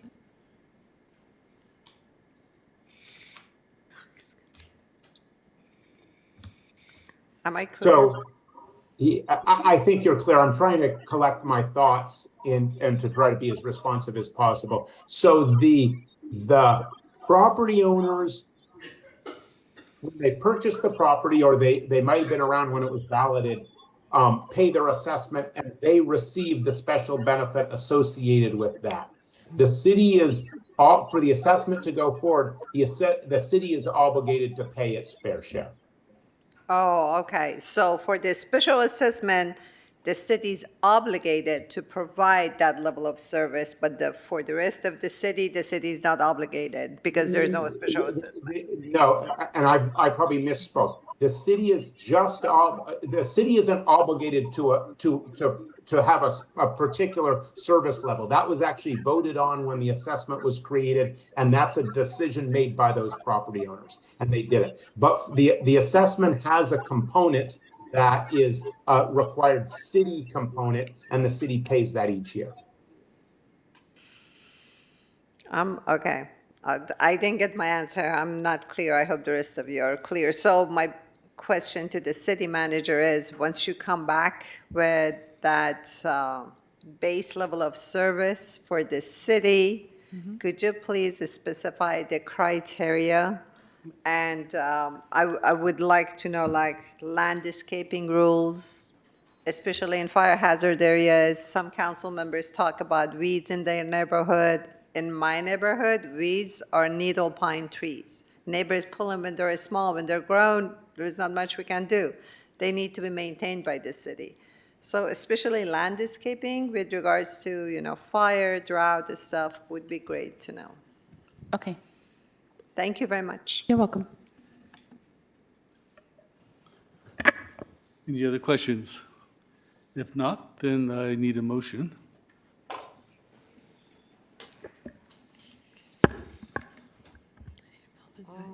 I mean, I'll make a motion to move the item with the addition of getting a report back from the discussion we just had with the city manager on how we can improve our service levels in general.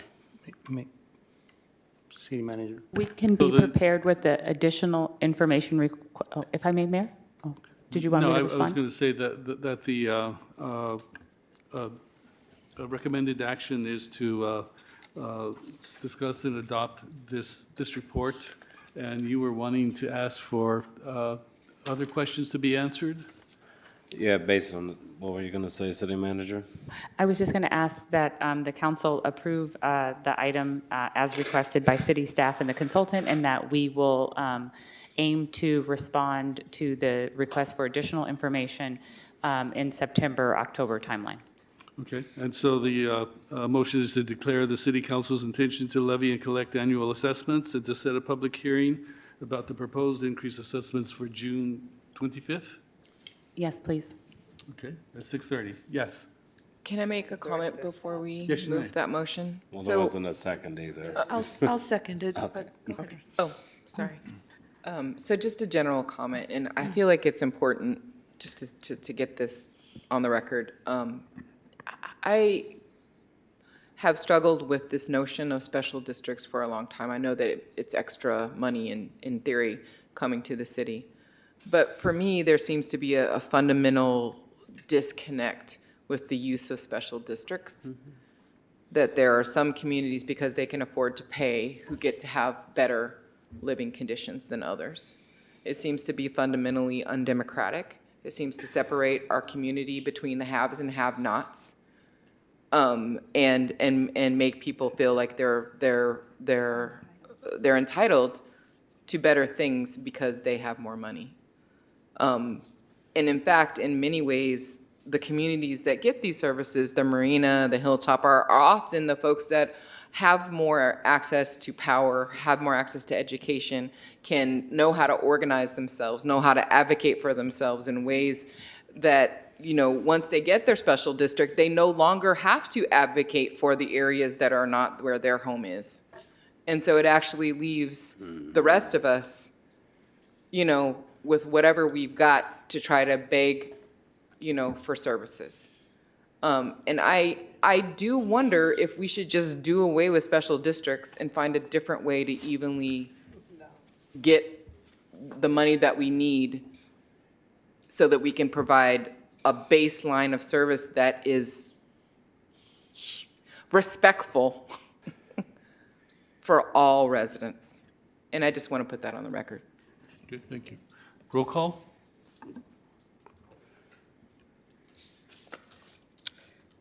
Councilmember Bonner. Yes.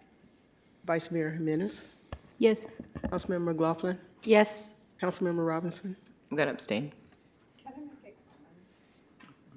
Councilmember Willis. Yes. Mayor Martinez. Yes.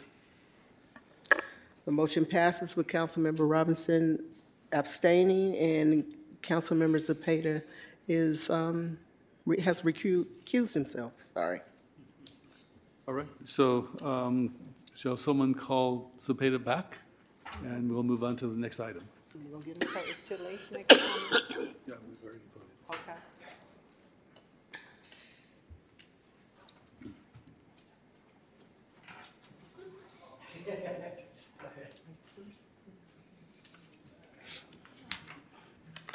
Item P2 is to discuss and adopt a resolution approving the engineer's report in fiscal year 2024-25 for the Marina Bay Landscaping and Lighting Maintenance District.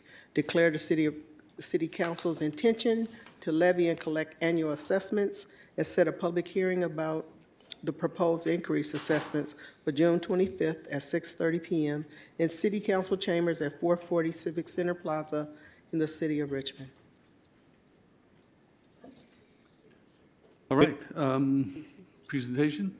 Good evening, Mayor Martinez, Vice Mayor Jimenez, City Council members.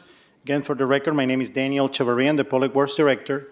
With me today is Mr. Tawfiq Halabi, our Deputy Director of Public Works for Operations and Maintenance, and Ms. Nikki Maste, our Deputy City Manager.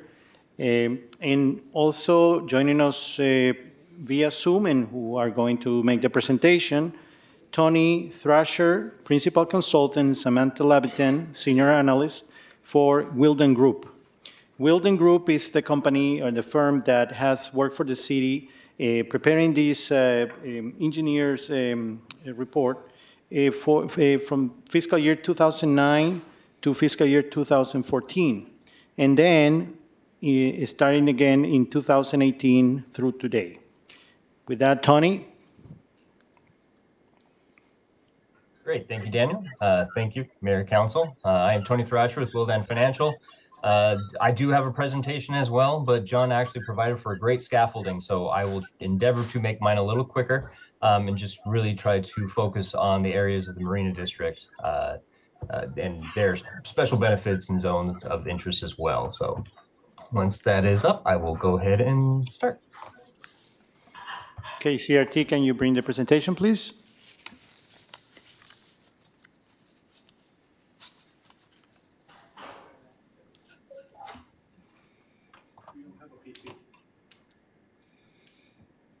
Tony, can you share your screen? Do you have the presentation handy? I do. Give me one moment. I just need to move something around so that it shares properly. So I will share that and do the screen. There we go. Okay, so let me start it there. Can you all see that? Not yet. Not yet. Great. Not yet? Okay. Let's see.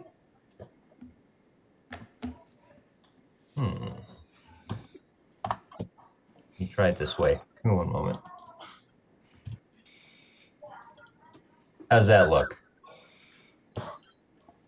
Yes, we see it. Okay, good. Right, navigating technology. So apologize. So I'll start off kind of introduction, right? The Marina Bay Landscaping and Lighting Maintenance District was formed in 2009, very similar to the Hilltop District, lighting and landscape maintenance. So a lot of what John talked about applies here as well. What we are doing as far as forming a budget and placing on a levy for this district is to fund the ongoing operation, maintenance, and servicing of various landscape and lighting improvements within this district. Now, here's again, you saw the Hilltop's hard to read map. It's also here as well. This map is also available on the city website along with the engineer's report as well. So you can see it there and zoom in a little bit better. There are 2 zones of benefit within this district. 98.9% of parcels in the district are in zone 1. These are those that receive a direct special benefit from both the local streetscape, landscaped areas, and the overall park and trail improvements within Marina Bay. And so I'm going to go back up, right? So the green areas that we see on there, that is zone 1. For zone 2, in the pink, that is parcels that receive there are direct special benefits from the overall park and trail improvements, but are not directly associated with the existing streetscape landscape improvements for the district. Now, there was a lot of discussion about baseline versus enhanced maintenance, right, above and beyond. We do have a table in the report, and that's what we have here, to kind of show a difference between what the original engineer's report found to be the baseline versus enhanced maintenance that is being funded through the special district. So there's that kind of list there, more often it has to do with additional maintenance rotations and things of that nature for the different categories. So for fiscal year 24-25, when we looked at the budget based off of what staff provided, and we apportioned the costs out to the zones and the different layers of benefit, which I'll get into a little bit later, we found within the engineer's report, there is a defined factor. I was mentioned around 20% was for Hilltop. For Marina, 42% of the annual costs and expenses is city funded, and 58% is funded proportionally by the property owners within the district. That 42% is that general benefit piece, and the 58 is a special benefit piece that goes to the property owners. The maximum assessment rates are increased annually by 3%, maximum of 3%. And so the budget that we received for the fiscal year 24-25 warranted that 3% increase for this year. And so you can see below, so for the maximum, 24-25, the maximum was 289.78 for zone 1, but the actual applied rate is 270.19. So we're not up to the maximum. So I misstated there. The maximum goes up each year, but if it is not needed to fund the district, it's not charged at maximum. So you can see that it is not in this case.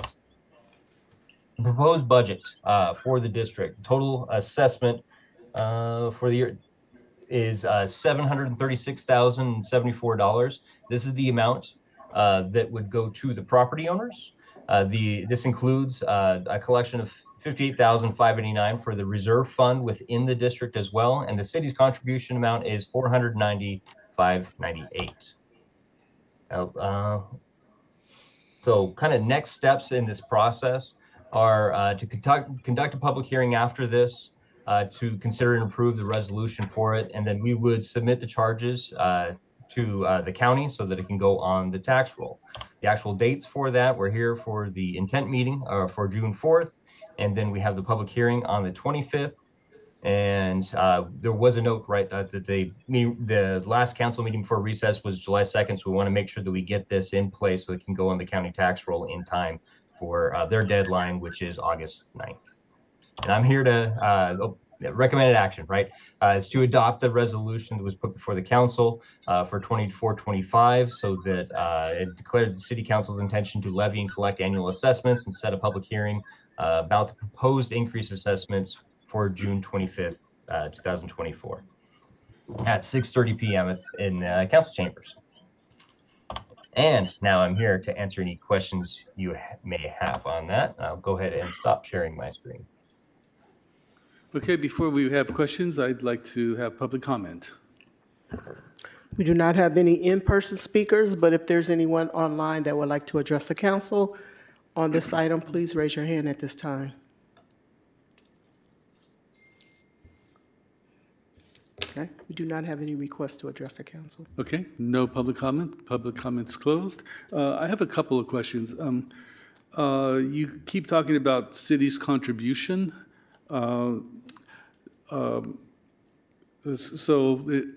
If we didn't have a special district, would we be making a contribution?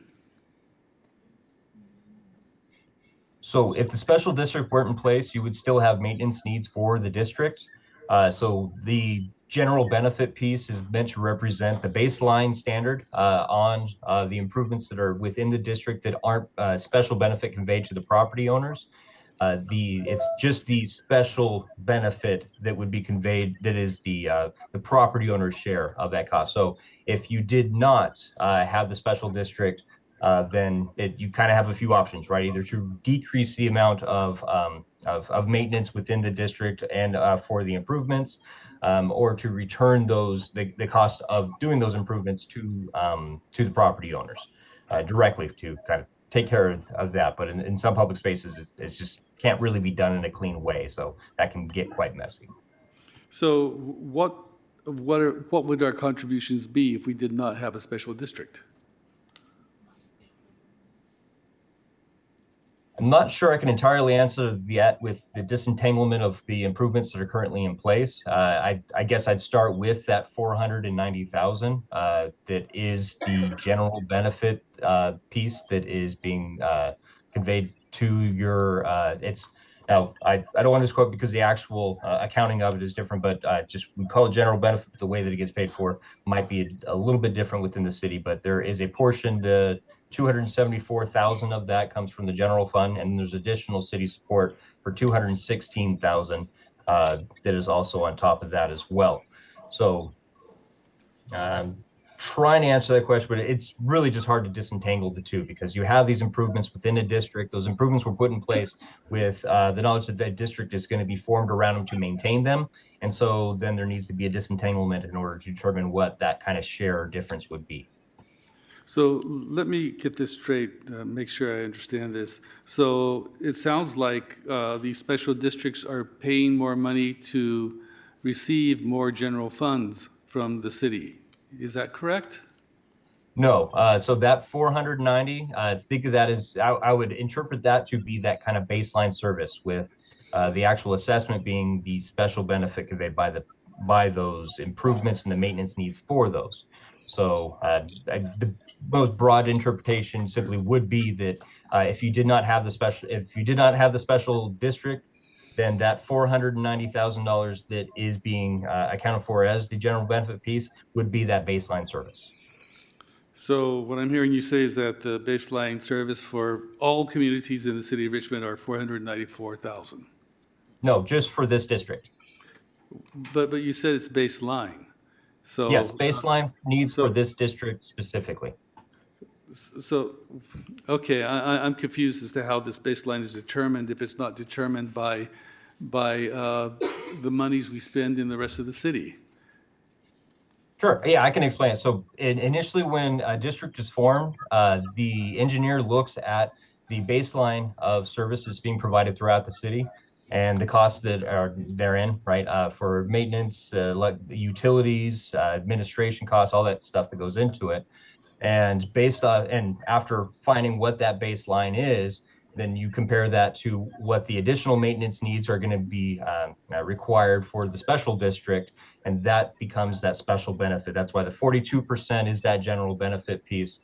From the presentation, it's in the engineer's report as well, the table showing exactly what the baseline is versus what the district special benefit piece is, the enhanced maintenance piece. Okay, I don't want to belabor a point, but what I'm hearing you say is that the baseline is $494, which is based on the baseline of the rest of the city, but you're saying that it's not. So it is and it's not. I don't quite understand that. Sure. So Yeah, let me try to clear that up a touch, right? When I'm talking about the baseline, I am only talking about the district expenses itself. We are not looking at citywide, purely just within the district. So if another part of the city wanted to form a special district, and you would determine the baseline on what their needs were? So when that district were to be formed, the engineer would look at what the baseline services being provided for all those districts that don't have, or sorry, not districts, but the rest of the city that doesn't have a special district, to determine how services being provided, and then make a determination of what would be needed by additional improvements and maintenance of those. So, okay, I'm not going to try to reach an understanding here. I'll have to read it myself, but it sounds like the baseline would vary from district to district. Therefore, some districts would be getting more benefits than other districts based on what their needs were, based on what services were provided or not provided. So I find it disturbing, but I will go on. Councilmember McLaughlin. Yes, so I just want to add a couple of comments, but first of all, I just want to say, so is it that the baseline for one neighborhood might be different from another neighborhood based on the amount of open space or median strips or whatever that needs to be taken care of? But the baseline would have to be just, and I guess we'll get that analysis, what, does it mean just mowing, weeding, what, and what is the above and beyond that people are paying for. I also want to just say that I do see the inequity in this in terms of staff is putting time into improving certain areas, and when we're limited on staff and resources, they aren't putting as much time into the others because of the fact that they have more needs perhaps to meet these special district requirements in certain special districts. But given that this is what we have right now, I don't know if it could be changed. I do want to also add that I have gotten I got an email from a number of Marina Bay residents, and so this is to add another element of concern when we have these special districts. They're concerned because they don't feel they're even getting the general baseline benefit. And I did share that email with our Public Works Director and with Greg Hardesty.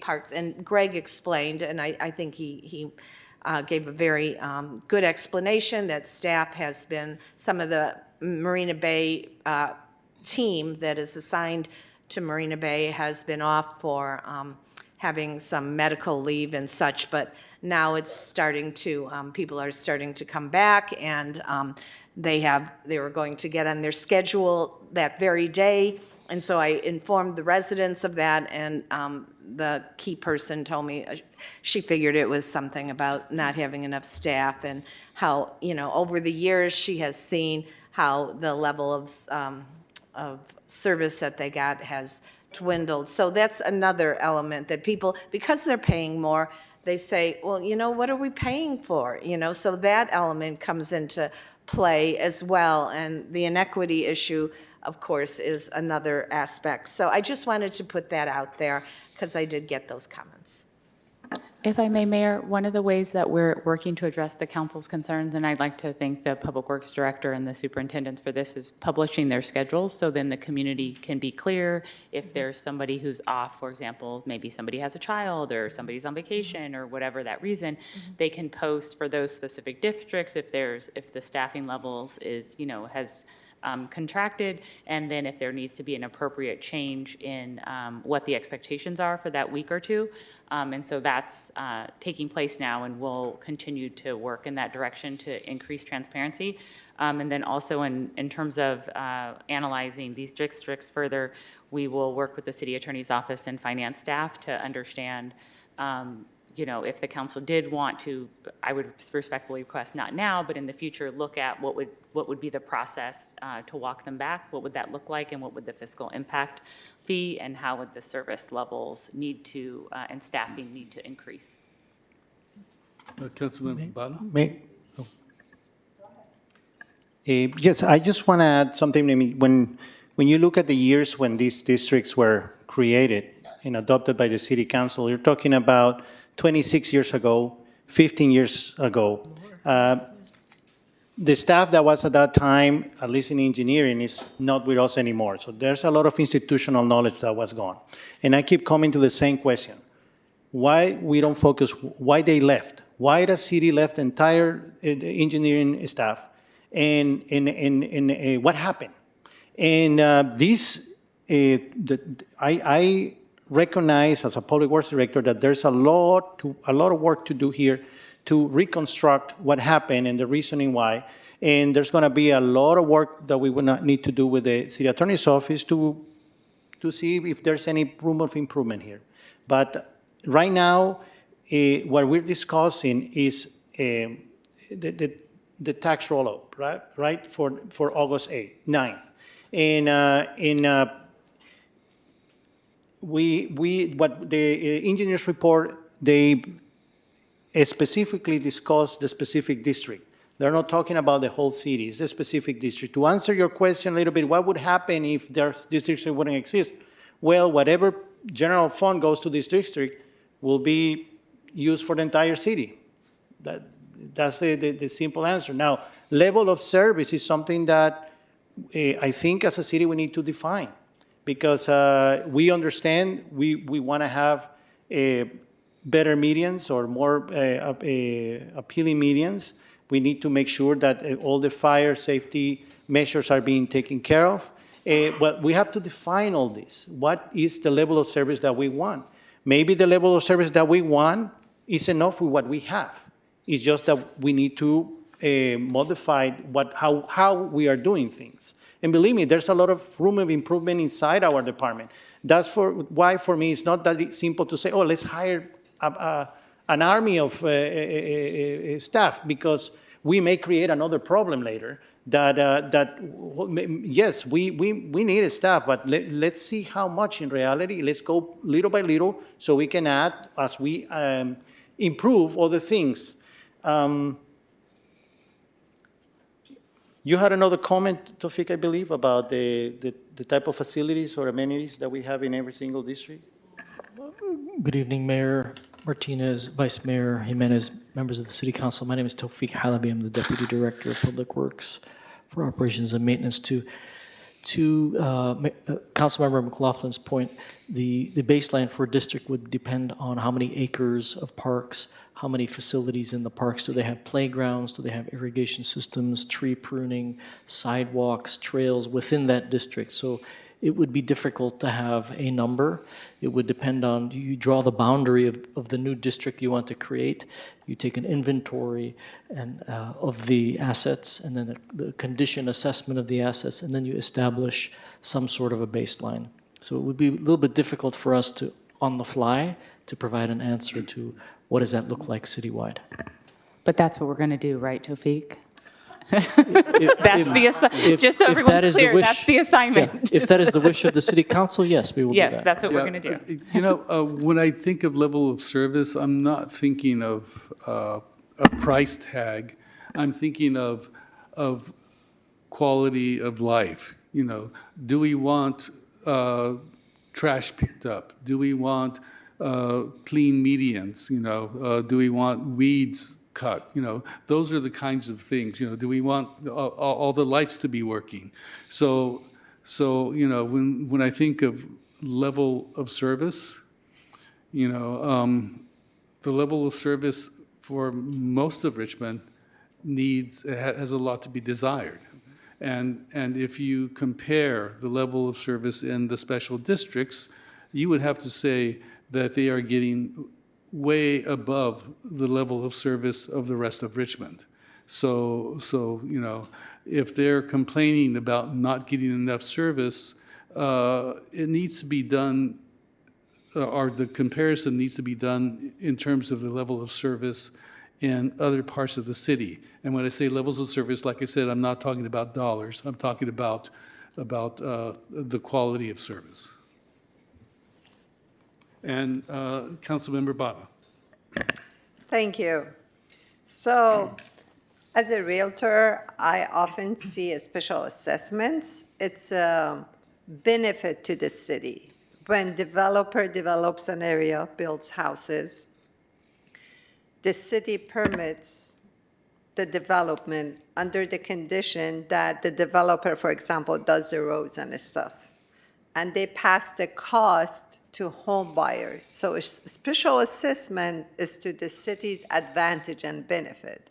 Instead of the city having the burden of those things, the contractor takes it and then passes to home buyers. Here is somehow there's a cheating. I mean, instead of them having all the burden, a special assessment being a benefit to the city, not having any of those landscaping costs or anything, whatever, lighting. The contract apparently is in a way that the city has to pay a lot. So I don't know how we got here. Can we change that? Yes, we will look into that, and that'll be part of the analysis that we come back with. Thank you. And usually special assessments have a duration, 10 years, 20 years, 30 years, but these seem to be going on forever, right? And the ratio here is a lot more than what we saw in the case of Hilltop. I don't understand why. Over there, it was less than 20%. Now it seems to be like nearly 40%, which is weird. Also, is the special assessment, how is it collected? From HOAs or from It's on the individuals? properties. It's well, in Marina Bay, many of the neighborhoods do have, I believe all of them have HOAs, and there's also a special assessment on the property tax bill. Thank you. In addition to the other things that everyone pays citywide, like the 1% pension override tax and things of that nature. And does Public Works actually do bookkeeping in terms of, for example, if you're allowed to spend $400,000 of city's money on that district, do we keep track of it exactly? Yes, that's what Finance and Public Works do, and that's improving at an increasing rate. I think a lot of the concerns that have been historically are when the city was in a very constrained situation financially. And so staff is working on doing a look back starting at the last 2 years and then 5 years. And we will provide that information to the council as well. I do want to recognize, and we're going to attempt to get back to you all in September and October, but we also want to continue to make significant progress on the CIP projects. So this we'll have to make sure that finance has adequate support to work collaboratively with Public Works to help lead on this analysis. Okay, thank you. And I understand that Public Works needs to do some capacity building in order to handle things. So we'll wait for that. I just want to make sure moving forward, if we have new developments, we won't have such special assessment contracts. Thank you. Councilmember Cepeda. Thank you, Mr. Mayor. Not to toot my own horn, but I believe out of everyone in the city right now, I have the most knowledge on the special districts, both Hilltop and Marina Bay, because I've been working in them for over 10 years, and I haven't left yet. So I have that knowledge there, and I would love to be able to continue working with staff on it. The special districts were voted on, so it's not something that City Council, that I believe, City Council cannot just remove them. It's something that has to go back out to the voters. When the non-marina one was voted on, there was 88 parcels at the time. Right now, there's hundreds of parcels. Marina Bay is a much bigger number. It's a lot cleaner number. It's a lot easier to say 40, 60, or whatever that number is. As you might have noticed from the non-marina one, it's different percentages depending on which street you're on. It's super complicated. Marina learned from the mistake, and the Marina one was created years later, which was a step in the right direction there for them to make the numbers a lot easier. The Wilden individuals, or maybe the staff might be able to answer as well. What is the difference for the marina one, because I can only ask for this one, the cost pool charge versus the city general contribution? And it's also the city additional support, how it's worded in the reports. It's a little bit misleading because it's not additional support. You're not giving more than what was contractually put in on the ballot. So many years ago, there was an agreement somehow or other that said residents are going to pay this much extra and the city's going to pay this much to match that contribution. So it's not necessarily additional. So I want to make sure that we're in the right wording there. It's not more. We're not taking out more than we would have. But do we have that number, the cost pool versus the city general contribution to the Marina Bay? Sure, yeah. So we in the report, we kind of define them as the general benefit piece. Make sure I'm not muted. There we go. Yeah, the general benefit piece, and then it's called the additional city support. It's called that based off of the way the initial report was generated and determined. But you're correct, right? It's not additional above and beyond general benefit. It's still considered part of that general benefit piece. So for this year, for 24-25, we found the general benefit pool was $274,418.90. And then the additional city support bucket was $216,179.23. And if I may, so just for the good of the order, that's the information in the fiscal impact section of the staff report if any of the council members is trying to locate those numbers. Thank you. And then for the cost pool, what is the cost pool for that? The city's cost pool to the Marina Bay is $90,961. Okay. Thank you. So that is what the Marina Bay is contributing back to the city from the amount that the city is giving. So the city is giving $274,000, and then the Marina Bay is giving back $90,000. The other LMD is giving an amount and then giving back an amount, which I can't mention. Hilltop is $116,115. Okay, thank you. Overall, I think for the Marina Bay, one is great questions, but my colleagues, great answers from staff and from Wilden. I'm really happy to hear that we're finally going to take a pause and take a look at what the numbers should be. What is that base number?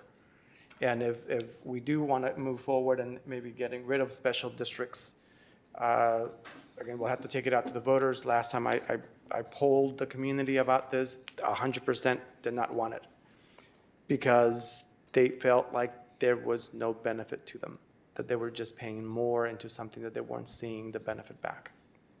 So we have to be cautious with that there. For the Marina Bay, they have a lot more parks, which is why it's a bigger contribution.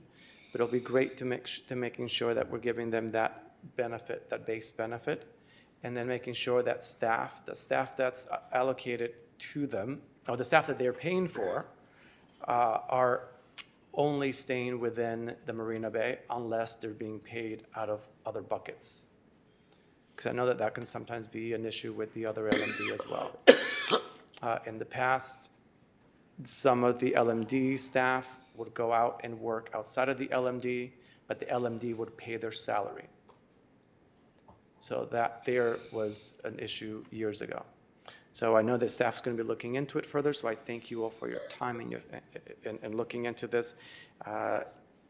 It has been an issue and concern for many people that live in these districts. They just want to make sure that if they're paying for something, that there's a fair return on that. So thank you for that. That's all for my questions. Councilmember Robinson? So I just want to make sure that it's clear that I would like the information that we requested for both Marina Bay and Hilltop.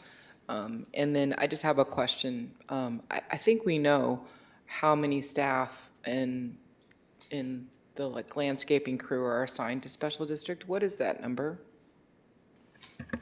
To answer your question, 8 staff members Of in how many Hilltop. total staff? That's Hilltop alone? Yeah, there's 8 in each district.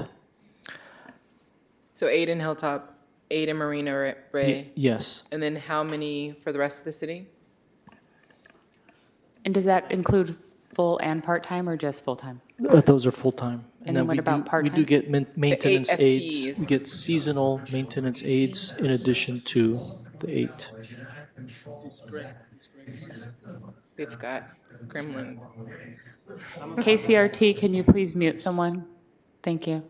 And how Greg, are many you on the line for- to answer the question about the number of employees in the general fund? It's on the order. I thought it was 13 the last time we talked. Yeah, because we had this conversation. I just Right. wanted, I can't remember the numbers. But it's clear that there's that in just by the staffing level alone, there's an inequity. Yeah. So for just these 2 districts, there's 16. And then for all the rest of the city, which is many, many, many, many, many acres of parks, and what we think we had a count of parks before, the number of parks that are in those areas as opposed to all the parks. There's like 60 parks or something, and there's maybe And the under Bay Trail 10 and the under medians. 10 parks in these special districts. And so with this remaining 13 staff, they have to take care of the rest of those 50 plus parks. So I just want to make that clear and make it clear and on the record that this is the level of inequity that we're talking about. And I don't see blame in Public Works. I don't think it's not Public Works' fault. It's not like Greg's team is doing some kind of a terrible job. It's just, it's not possible with the resources that have been allocated to do a respectful, humane job in non-special district areas. Thank you. Councilmember Bana. Thank you. So Councilmember Robinson wanted to make it clear, but actually I'm confused now. My question is, those 16 people, are they being paid mostly by the special assessment? Entirely by the special assessment. No, because there's a city contribution. Yeah, So- but the special assessment has a contribution. Right, there's from an the city. augmentation, but the issue is that I think that is trying to be conveyed this evening, Councilmember Bana, is that if you have 2 special assessment districts, right, and they each have 8 staff, so that's 16 for 2 areas of the city that are relatively small, because it's not like the whole council district, right? It's just a portion of the council district. So it's a relatively small area. So for example, like if we drove to Lucretia Edwards Park or something right now, and we drove to Unity Park, I don't even need to, I have a strong sense of what it might look like.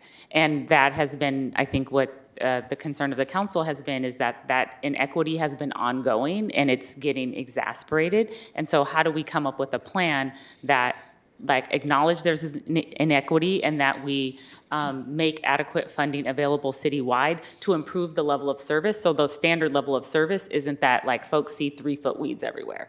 I think that's what I'm hearing tonight, and that's what we're gonna continue to work to improve. Okay, thank you. You're welcome.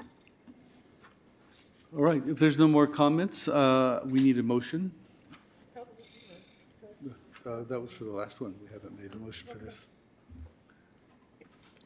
I'll move the item to discuss and adopt the resolution of the engineer's report for the Marina Bay Landscaping and Lighting Maintenance District, and declare the council's attention to levy and collect annual assessments and set a public hearing about the proposed increased assessments for June 25th.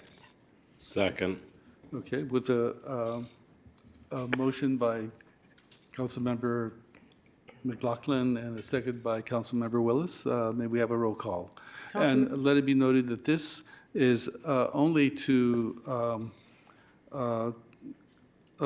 levy and collect annual assessments, and that is to increase assessments if so seen.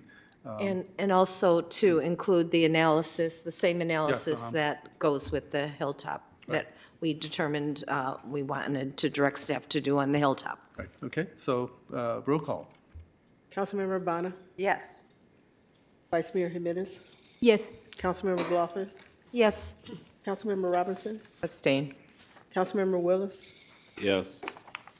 Councilmember Zepeda? Abstain. And Mayor Martinez. Yes. The motion passes with Council Members Robinson and Zepeda abstaining. Next item. Item P3 is to review the budget checklist for the fiscal year 24-25 proposed operating budget and fiscal years 24 through 29 5-year capital improvement plan and provide direction to staff prior to final budget adoption. We have one in-person speaker. Anyone that is joining us online that would like to address the council on this item, please raise your hand at this time.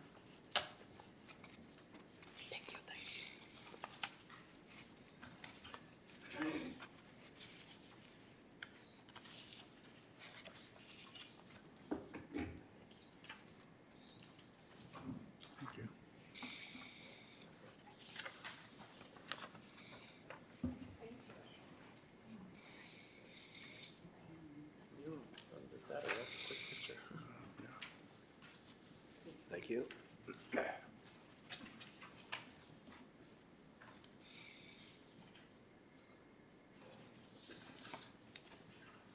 This was marked out. This was marked out. Why? KCRT, can you please bring up the presentation?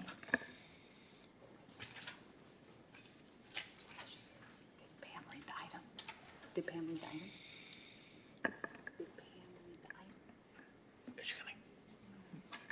Okay, this is Mubin Kader, Deputy Director of Finance, and we will be here. Is there any action item pending on the city clerk side, or can we just start? Yes, I read the item into the record already. Perfect, Go right awesome. ahead. So this is Mubin Kader, Deputy Director of Finance, and we will be tonight presenting fiscal 2024 proposed budget checklist review and feedback from the City Council. And the next slide, please. Deputy City Manager, Internal Services, Nikki Maste.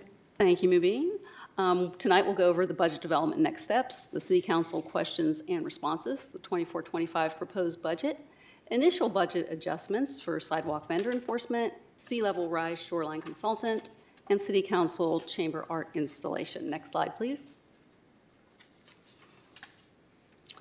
And here is our budget development calendar. Right now, you just got done with the Hilltop and Marina Bay Special Districts updates. We right now are doing the review and direction on budget checklist and changes to proposed budget.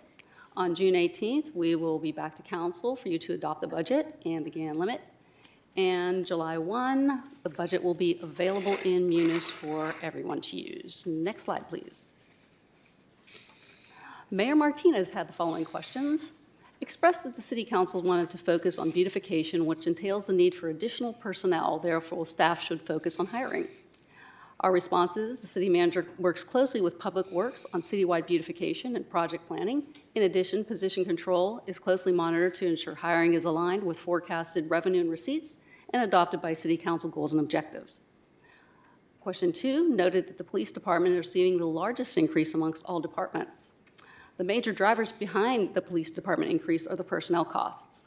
The salaries and wages are increases due to the implementation of the class and comp study, negotiated MOU increases, and annual step increases. Fringe benefits are increasing partly due to increased salaries and wages and partly due to retirement and healthcare costs. Next slide, please. Good evening, Mayor Martinez, Vice Mayor Jimenez, City Council members. Again, Daniel Chavarria, Public Works Director. Vice Mayor Jimenez had a question about advocating for upgrades on Solano Avenue and proposed establishment of Transportation Division dedicated to addressing traffic issues. Currently, the Public Works Engineering Division is actively focused on addressing the 15 remaining traffic calming priority locations identified by the City Council in November 2022. Concurrently, staff also is collaborating with traffic engineering firm S&G and Associates Incorporated to process over 350 new requests, including those related to Solano Avenue. To effectively manage the growing number of requests and ensure a sustainable solution, staff are in the process of developing a comprehensive traffic calming program with an allocated annual budget. This will involve close collaboration between city staff, residents, and the City Council. In addition, Public Works and Human Resources are working together to recruit additional engineers to enhance the engineering division. This will enable the city to dedicate an engineer to focus primarily on developing and implementing the traffic calming program. Staff are exploring immediate measures that city crews can undertake to address the concerns raised at Solano Avenue, such as installing temporary feedbacks that we expect to do next week, and enhancing crosswalks. That is under review at this moment. I want to also expand that when we talk about the engineer to be focused on this program, it's not just that engineer. We would have additional staff supporting the engineer. Next slide, please. Vice Mayor Jimenez had requested a list of citywide vacancies, including titles by department and percentage. The next three now this is data as of May 29th, 2024. The next three slides go in detail of the number of vacancies and the percent vacant. Next slide, please. Excuse me. Yes. I just wanted to make sure that for the record, thank you so much for getting this information, but I think there is some information that I asked on May 7th, which was a complete question here that is still missing. So I want to read what I asked. So we know that this is a great information, but it's still missing some part. So I asked list of citywide vacancies, including job title, date upon which position became vacant, total compensation for all positions combined, budgeted value of position expected not be filled, and current status. So this is a great start, but there is a lot of other information that is missing. And I sent this email before May 7th, and it was part of also this package on May 7th. I just wanted to say it for the record. Thank you. Thank you. We will get you that data also. If I may, I spoke to the director of HR today, and she is working to finalize that request. Perfect. Thank you. You're welcome.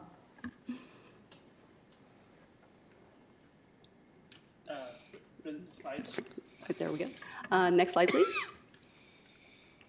And as you can see, the grand total of all departments is our revised budget for fiscal year 23-24 is 770 FTEs. Proposed 24-25 is the same amount. The vacancies are 137.8, which is an 18% vacancy rate. Next slide, please. Okay, from Vice Mayor Jimenez, how is the vacancy rate determined? It's a Government Finance Association recommended best practice for public agencies to factor in a conservative vacancy savings when preparing the budget. Because salaries and benefits comprise the largest portion of the budget and vacant positions are not filled for all 12 months of the fiscal year, it's recommended to include an estimated saving as a combination of estimated start dates and average number of vacancies throughout the year is used as a basis for determining the vacancy rate. Excuse me again. I just wanted to make for the record that I also asked for why it says 6% and just provide the formula or the data. Why is 6%, not 4%, 2%, or 10%?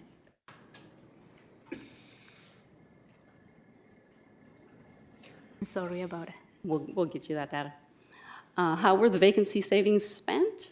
The 6% vacancy savings is built into the budget, is allocated as a contra expense, a reduction to offset the full funding included in the budget. If the vacancy savings were not built into the budget, the expenditure budget would be higher and require additional funding. And why has only the $16 million of the $21 million allocated for the cost pool budget been expended as of March 2024 Q3? Well, as of March, we were 75% into the year. 75% of the $21 million is $16,209,785 of our budgeted $21,593,734. We do journal entries on a quarterly basis to book this cost. Next slide, please. Councilmember McLaughlin's questions. Why is the proposed revenue budget for capital improvement projects lower than the expenditure budget? The capital improvements are completed over multiple fiscal years. The revenue is received on a reimbursement basis, and sometimes the revenue lags behind the expenditures. In some instances, very few, we have general capital and ARPA funds where the revenue comes in as the expenditures are received. And so sometimes we do have that, but in general, the CIP revenue rarely matches the expenditures. Next question, are the two positions allocated for the housing program included in the budget? We have budgeted for the housing program, the housing program analyst, the housing manager, and the housing services supervisor positions. Is that 3 positions, or? That is 3 positions. So you have budgeted 3 new positions. Okay, thank you. Can I assure the constituents that their requests are on the list for traffic calming? The citizens' traffic calming inquiries are submitted through the online portal added to the queue and prioritized for inclusion in the next phase of the traffic calming projects after the current group of the 18 projects are completed. Since the launch of the website, staff has received more than 350 traffic calming inquiries. To effectively manage the growing number of requests and ensure a sustainable solution, staff are in the process of developing a comprehensive traffic calming program with an allocated annual budget. This initiative will involve close collaboration between staff, residents, and the City Council. As Public Works progresses in this plan, constituents will be notified of the status of their specific inquiries. The next question is proposing an increase in staffing for IT, including KCRT. IT has currently staffed 14 positions. There are 3 positions of those 14 for KCRT, and we'll evaluate additional staffing needs when the workforce analysis presentation goes to Council. Next slide, please. Next question from Councilmember Willis. Can we look into temporary traffic calming solutions for certain problematic corridors until a permanent solution can be implemented? What is our flexibility to do so? Well, kind of repeating the previous question, currently the Public Works Engineering Division is actively focused on addressing the 15 remaining traffic calming priority locations identified by the City Council in November 2022. Concurrently, staff are collaborating with a traffic engineer firm to assess over 350 new requests.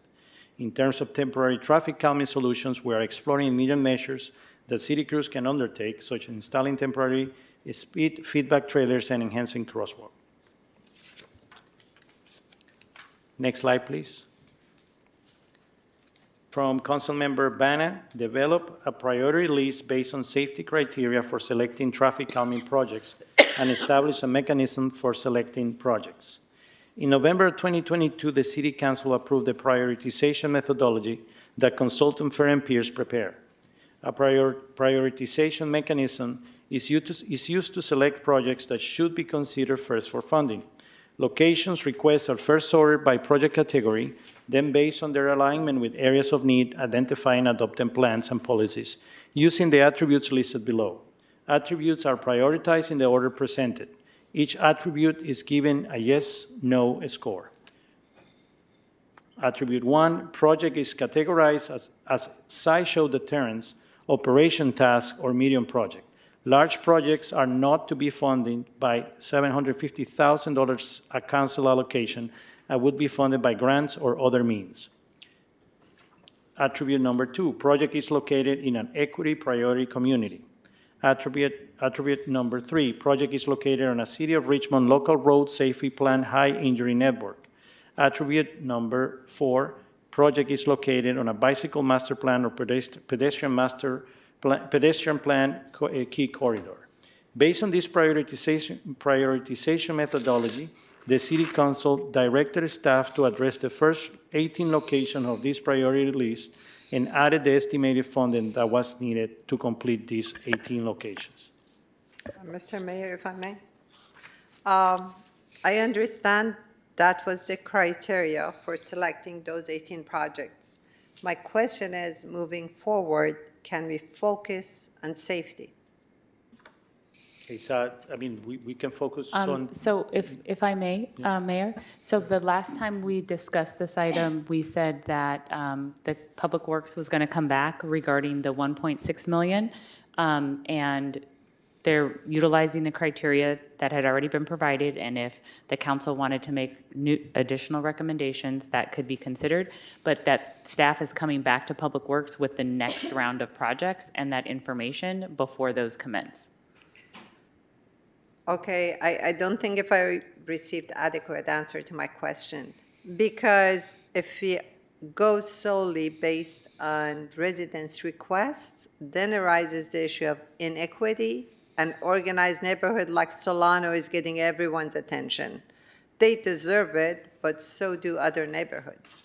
Right, so we also have the incident report that the police, that you've been emailing with the police chief about. So based on if there are, I want to be thoughtful about how I say this. If there are incidents in the community that arise that are identified by staff that rise to a significant level of concern, those would be, staff could add those for the city council's consideration. Well, I think, I think we should save questions for later. Otherwise, we'll prolong the presentation. Thank you.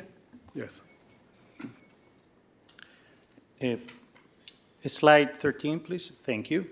Councilmember Bana asked what kind of staffing resources are needed for data collection regarding traffic safety. Public Works Department and Human Resources Department are working together to recruit additional engineers to enhance the engineering division. This would enable the Public Works Department to dedicate an engineer primarily focused on developing and implementing the traffic calming program. Public Works has also launched the traffic calming program webpage, which is shown on the screen, for residents and city council members to submit a traffic calming inquiry. Since the launch of this website, staff has received more than 350 traffic calming inquiries. Next question. Are we exploring the expansion of grant writing efforts to secure funding for projects benefiting all city districts, considering property tax contributions? Response, city staff issue a request for qualifications, RFQ, for on-call grant writers, and is currently in the process of finalizing an on-call grant writer list. Some of my British accent, you know. Sounds good. Next slide, please. Oh, never mind, you're right there. What does the risk management 80% confidence level mean? Right now, the city is self-insured. It has a self-insured retention. What the confidence level really means is that there's an 80% chance that the amount will be sufficient to pay the loss costs against general liability and workers' compensation. In a nutshell, that's really what it means. Per our resolution number 6905, the city adopted the fund that retained the risk account, which is Insurance Reserve Fund 5001, to be at 80% level. A third-party consultant determines what the required contribution is every year to achieve that confidence level through an actuarial analysis. So it is a statistical analysis to get to that level. The analysis is a comprehensive study of expected losses and when the losses are expected to be paid in workers' compensation and general liability.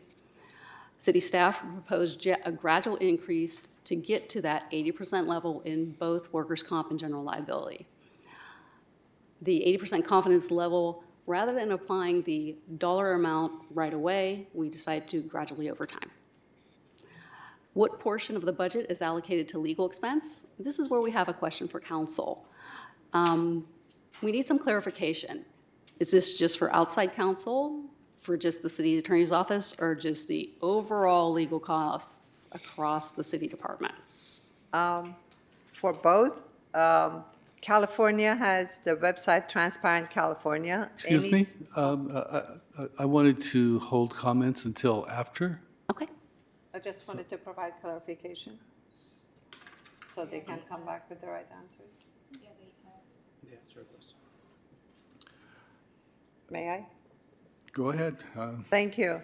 So Transparent California, you put anybody's name, city, county, state employee, you get the income, annual income, but the city attorney is not hired by the city, is a consultant. So I believe people have the right to know. Okay. It should be public information. The annual cost, legal costs, and also other costs. Thank you. Okay. And can we add an arborist position? So the process to add an arborist position is collaboration between city staff and city council. Then a job description must be created, then it must be funded, and then appropriated in the budget. Next slide, please. A question for Councilmember Bana.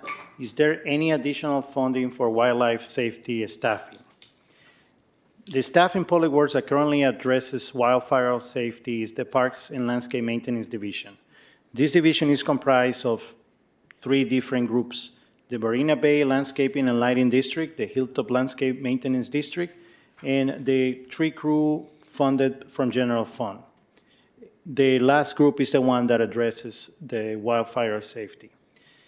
There is right now a park supervisor position that is currently vacant, and we are in the process of hiring this supervisor.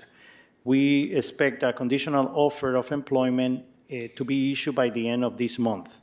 Following the hiring of this supervisor, Public Works will move to evaluate wildfire safety throughout the city in collaboration with the fire department and including this new supervisor. Thank you. Next slide, please. Councilmember Bana requested the following additions: dog parks, pet waste stands with plastic bags and trash cans, bike garden, pardon my French, Lemoyne Parks, Cheese Park. Response, well, the design and creation of dog parks should follow a citywide public outreach to determine the scope of work and needed budget. A planning phase is necessary to avoid future budget shortfalls. If dog parks and amenities plus bike gardens are a direction for the City Council, Public Works recommends budgeting $100,000 to hire a consultant to identify the ideal locations for dog parks and bike gardens, including Cheese Park, and embark on a public input effort to incorporate all concerns of all communities. This effort will lead to a comprehensive plan that would guide city staff in grant applications and budget preparations for design and construction phases. Next slide, please. Councilmember Bana requested the following additions. Well, there's problems with lack of lighting along Hilltop Drive, lack of reflector on a street divider on Hilltop Drive as you drive westbound, need for speed bumps along Shane Drive and Moyer Drive. Public Works electricians are investigating the pole that has the issues along Hilltop Drive. Public Works staff will refresh the nose of the islands with reflective paint and add reflectors. For speed bumps, we encourage the public to submit the request in the website of Public Works as another traffic calming inquiry. Next slide, please. So for Councilmember Zepeda, how can OPEB costs be lowered? The response was given by the city attorney during the council meeting on May 28th, 2024. I will now turn it over to Daniel for the next two bullet items. Councilmember Zepeda supported the expansion of traffic calming projects to cover all areas of the city. He requested the following additions: $50,000 for Canal Boulevard gate optimization, fire department key operation only, and 501 Canal Boulevard optimization of existing sliding vehicle access gate from the East Richmond Avenue. The 501 and 503 Canal Boulevard project gates seem to be related to the agreement to accept Brickyard Cove Road as public. This requires different steps to implement the gate optimizations. These locations are on private property, and city does not have an easement agreement with these properties yet. The city attorney's office need to lead the easement process with the property owners. The city should not go straight into construction before obtaining these easement agreements. The city and the finance department should ensure funds have been received and allocated to the specified projects. City manager's office, Public Works, and fire department should meet and select a project manager for this work. The finance department purchasing team should ensure compliance with city procurement policies. Next slide, please. From Councilmember Robinson. Councilmember Robinson supports additional staffing to maintain medians. She expressed concerns about the staffing shortage in code enforcement. And question from her: what are the next steps once the CIPQ for traffic calming project is clear?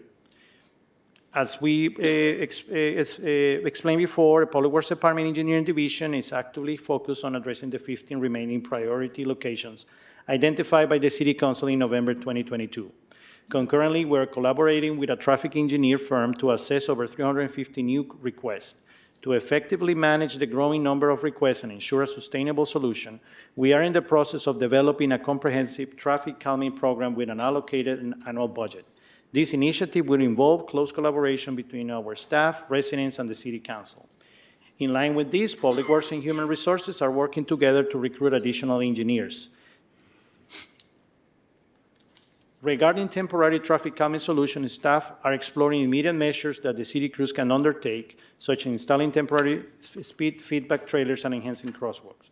Public Works will present an analysis and list of new traffic calming requests and inquiries to the City Council on an annual basis at the beginning of fiscal year budget development. At that time, the City Council would approve new locations to be addressed under the traffic calming program and also allocate a specific budget for that year. Next slide, please. From Councilmember Robinson, how much funding is currently allocated to the paving program? The proposed budget currently includes an additional general fund allocation of about $4,732,224 to the paving program. That brings the total appropriation to the program to $8,332,691. Is there an opportunity to combine repairs with these projects? The answer is yes. Public Works staff are in the process of revamping the paving program. An initial analysis, projects on an annual investment of at least $10 million is needed to improve the paving condition index. Has the ARPA budget for parks and restrooms increased? City Council appropriated additional ARPA funds in the amount of $3,503,008 on April 16, 2024, per resolution number 3224. Currently, there's $7,703,008 allocated from ARPA to the parks and restroom project. Next slide, please. Okay, the total general fund budget, fiscal year 23-24 is $234,382,087. The expenditures are $246,295,111. A deficit of $11,914,826. The proposed budget for May 28, 2024 is $252,509,054, balanced. As of today, we're showing a slight increase in revenues based on revised estimates of $254,560,261, and the expenses are still at $252,509,054, showing a surplus of $2,051,207. Next slide, please. Moving on. Thank you, Nikki. This slide shows the non-general fund revenues by group. For the most part, the revenues are same, totaling $252,450,758 as of May 28, and they're slightly increased to $256,629,809, and the increase is about $4 million in general capital project fund. That is the transfer in for the Via Verde project from Risk Management Fund. And next slide, please.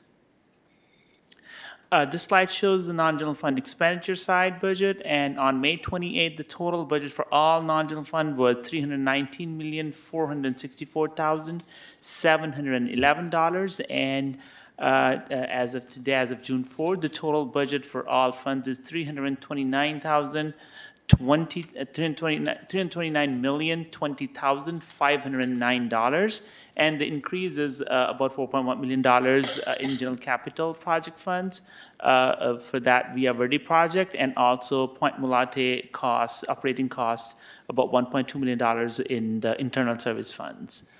And next slide, please. These are some of the additional general fund budget adjustments that we have accounted for. Sidewalk vendor enforcement ordinance, about $200,000. Sea level rise shoreline consultant, $200,000. The project cost is probably more than $200,000. However, we're planning to split across 2 years. So year one, 24-25, about $200,000. And city council chambers art installation, about $500,000, which is the total of these $5,000, not 500,000. So we're not getting Monet or Da Vinci. So the total adjustments, initial adjustments, are $405,000 proposed on top of the budget that was presented on May 28th and for the general fund. Next slide, please. This concludes our presentation, and now staff is available to answer further questions and take more direction from City Council. Thank you. Thank you. Let's have public comment first. We have one in-person speaker. And anyone that wishes. But here's what I'm thinking of. With this money, I'm thinking of about the police department. They need more staffing because right now they're only down to 120. I do remember that, but I was like, that's not enough because we got all these areas that needs to be covered and we need more police. So I'm thinking that additional staffing for the police department, I think that would be a wonderful opportunity. But I have my own assumptions. That's one. And then the other thing is, and I should have mentioned this during public comment. I just remembered it. So they need a place to, to recharge their, physical health. So I'm thinking maybe some sort of like a spa room, something that way that after the end of their shift, it'll be that way they can unwind after cruising our streets. So I would like to see that allocated as well. Sort of like a tranquil room, because if you look at the city of Pinot, they have a whole a tranquil room in their police department. And I said, if Pinot can do it, so can Richmond. So I'm hoping that should be allocated funds too. So I need about 2 more weeks to digest all this information. So I know you'll have a response by the 18th of this month.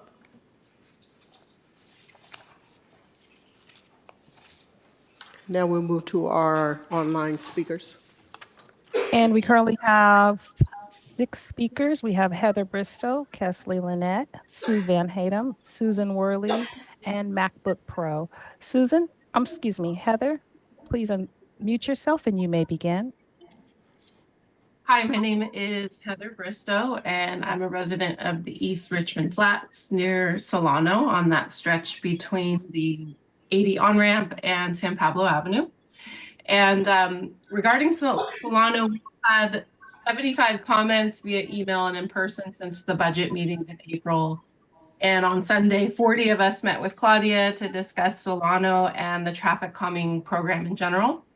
And today we have another 13 emails and public speakers, so close to 100 comments. And I think we're at the point where neighbors need kind of a concrete plan on next steps to address Solano. And we did get a thoughtful response from Daniel Chavarria to many of us, which included temporary measures of speed feedback trailers and enhancing crosswalks. To clarify, there are no crosswalks to enhance, and that is a part of what we've been saying this whole time. We'd like to address the problem instead of studying it further because the city has already spent the money, determined that this stretch of Solano is part of the vehicle high injury network and the high priority pedestrian improvement spot. And that documentation is in everyone's emails, and it also shows a fatal and severe collision on Ventura and Solano. We're requesting 2 things. In line with recent conversations at city council meetings, temporary measures to address the Solano Avenue, and an estimated date for when our project, along with the next batch of traffic calming projects, will come for the next fiscal year. Our temporary measures we're asking for are crosswalks, some cheap in-street mounted traffic delineators to slow traffic, red painted corners, and at one of the crosswalks, a pair of solar powered light up pedestrian crosswalk signs. These are cheap temporary solutions. And eventually a light up crosswalk for a final project. Your time has expired. Thank you. The next speaker is Kelsey Lynette. Please unmute yourself and you may begin. Thank you. Hello, City Council. My name is Kelsey Lynette. I live on Solano Avenue between San Pablo and Interstate 80. Again, this is a 4-block straightaway speedway with 0 crosswalks on it. And it's all residential houses. As far as I can tell, it fits all of the prioritization factors that were outlined in the budget meeting. We are a majority-minority area. These are small houses, 2-bedroom, 1-bathroom houses with families. I have 3 kids, ages 9, 6, and 3. It is if you come and just spend 5 minutes on this stretch, you see that it's dangerous. People speed at unsafe speeds, 50 miles an hour. It's frequent. So as Heather just said, we are asking for some very common sense, basic, low cost improvements. Crosswalks, that is a first step. Enhanced crosswalks at Humboldt and 80. This is where people get onto the freeway in a rush. We want in-street mounted traffic delineators, something to slow people down and say, hey, people might be crossing here. Red painted corners at each intersection to improve visibility. Solar powered light up pedestrian crosswalk signs. People walk their dogs, push strollers. There are elderly people that have lived here their whole life. There does not need to be further study. This is a high priority area and it needs to be prioritized, including all of the other projects too. I've been talking at meetings for the last 3 months, and I'm not even sure if any projects have been completed in that time. So your citizens are asking for some accountability and for some projects to actually be completed. Thank you. Thank you. Our next speaker is Sue Van Hedem. Please unmute yourself and you may begin.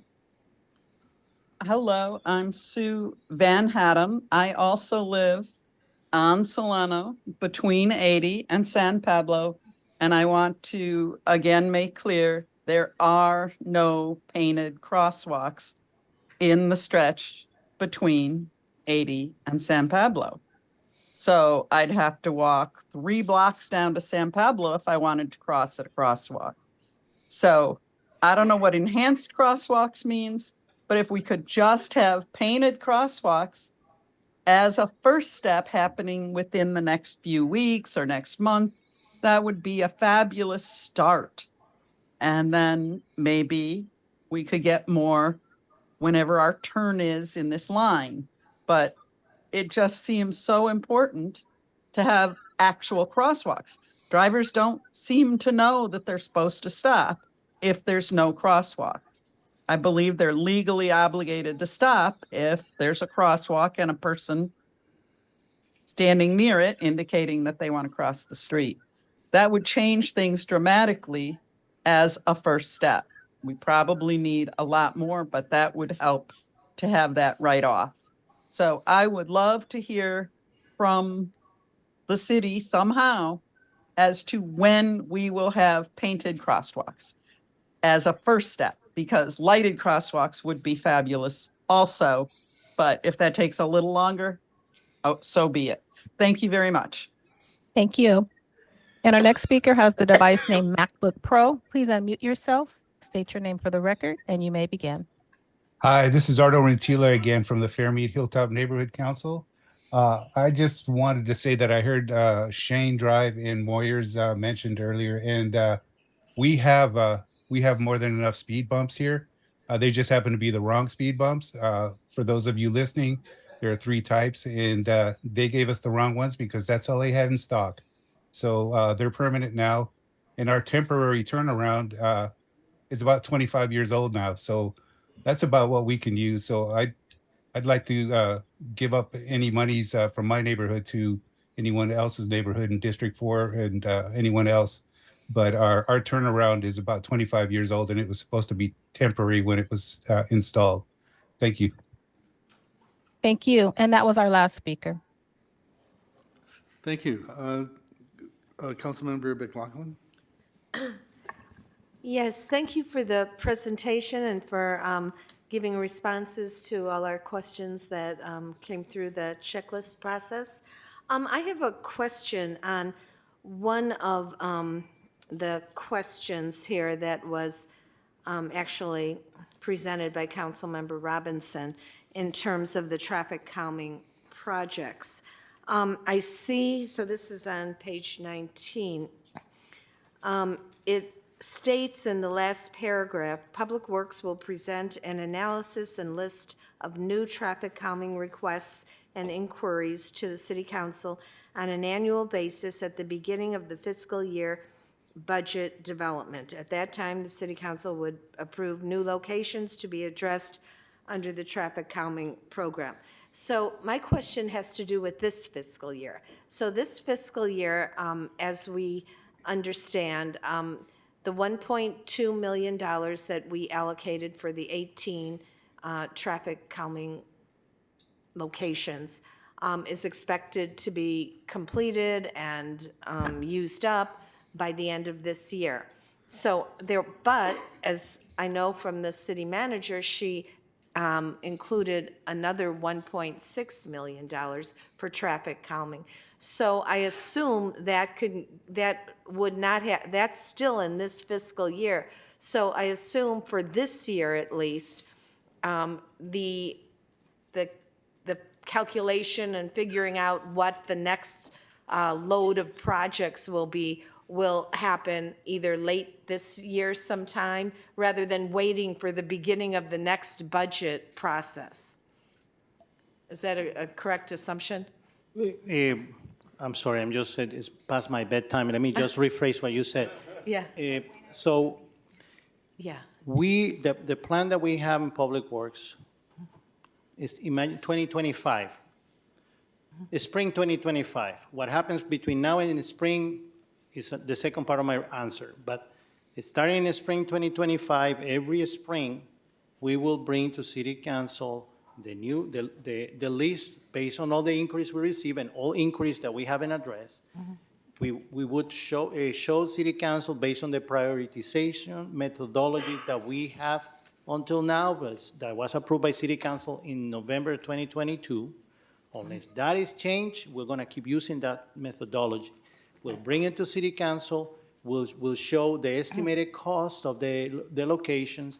And in that conversation, City Council will allocate funds and will determine up to what number the city can afford to do in the following year.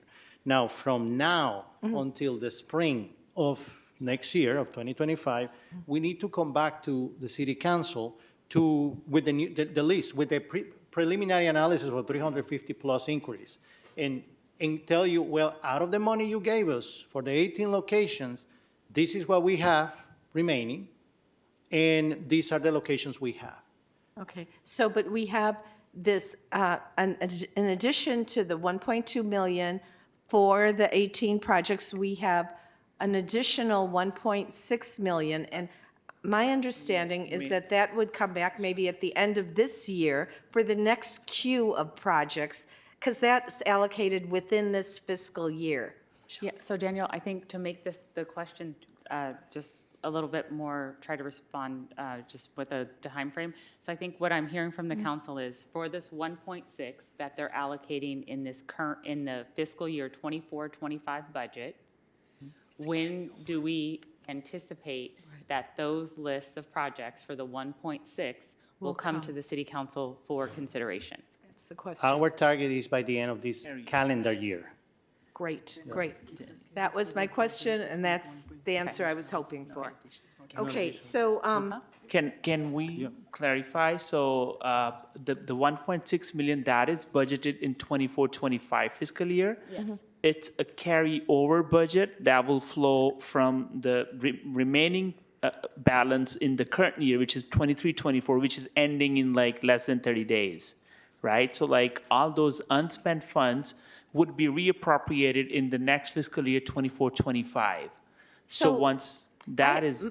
But my understanding is there's the 1.2 million plus an additional 1.6. Yeah, I would prefer for us to think about it a little bit differently. So I think we need to, in addition to what we have budgeted this year, we need to have an additional amount. So we'll have the carry forward, but we still need to have an additional amount. Okay, that will be So considered, we'll have to figure included. that out. Yes. Okay. Okay, and the other thing, so thank you. So we'll get, by the end of this year, the next queue of projects we'll be able to decide on at the council level. You'll bring them to us. Okay, you'll bring us some options and the criteria that you use to recommend and whatever. So like you did with the 18. So the other comment I just would like to make, and I've already sent this email to the city manager and to you, Director Chavarria, and I just want to put it out there so the public knows, in case they're watching that.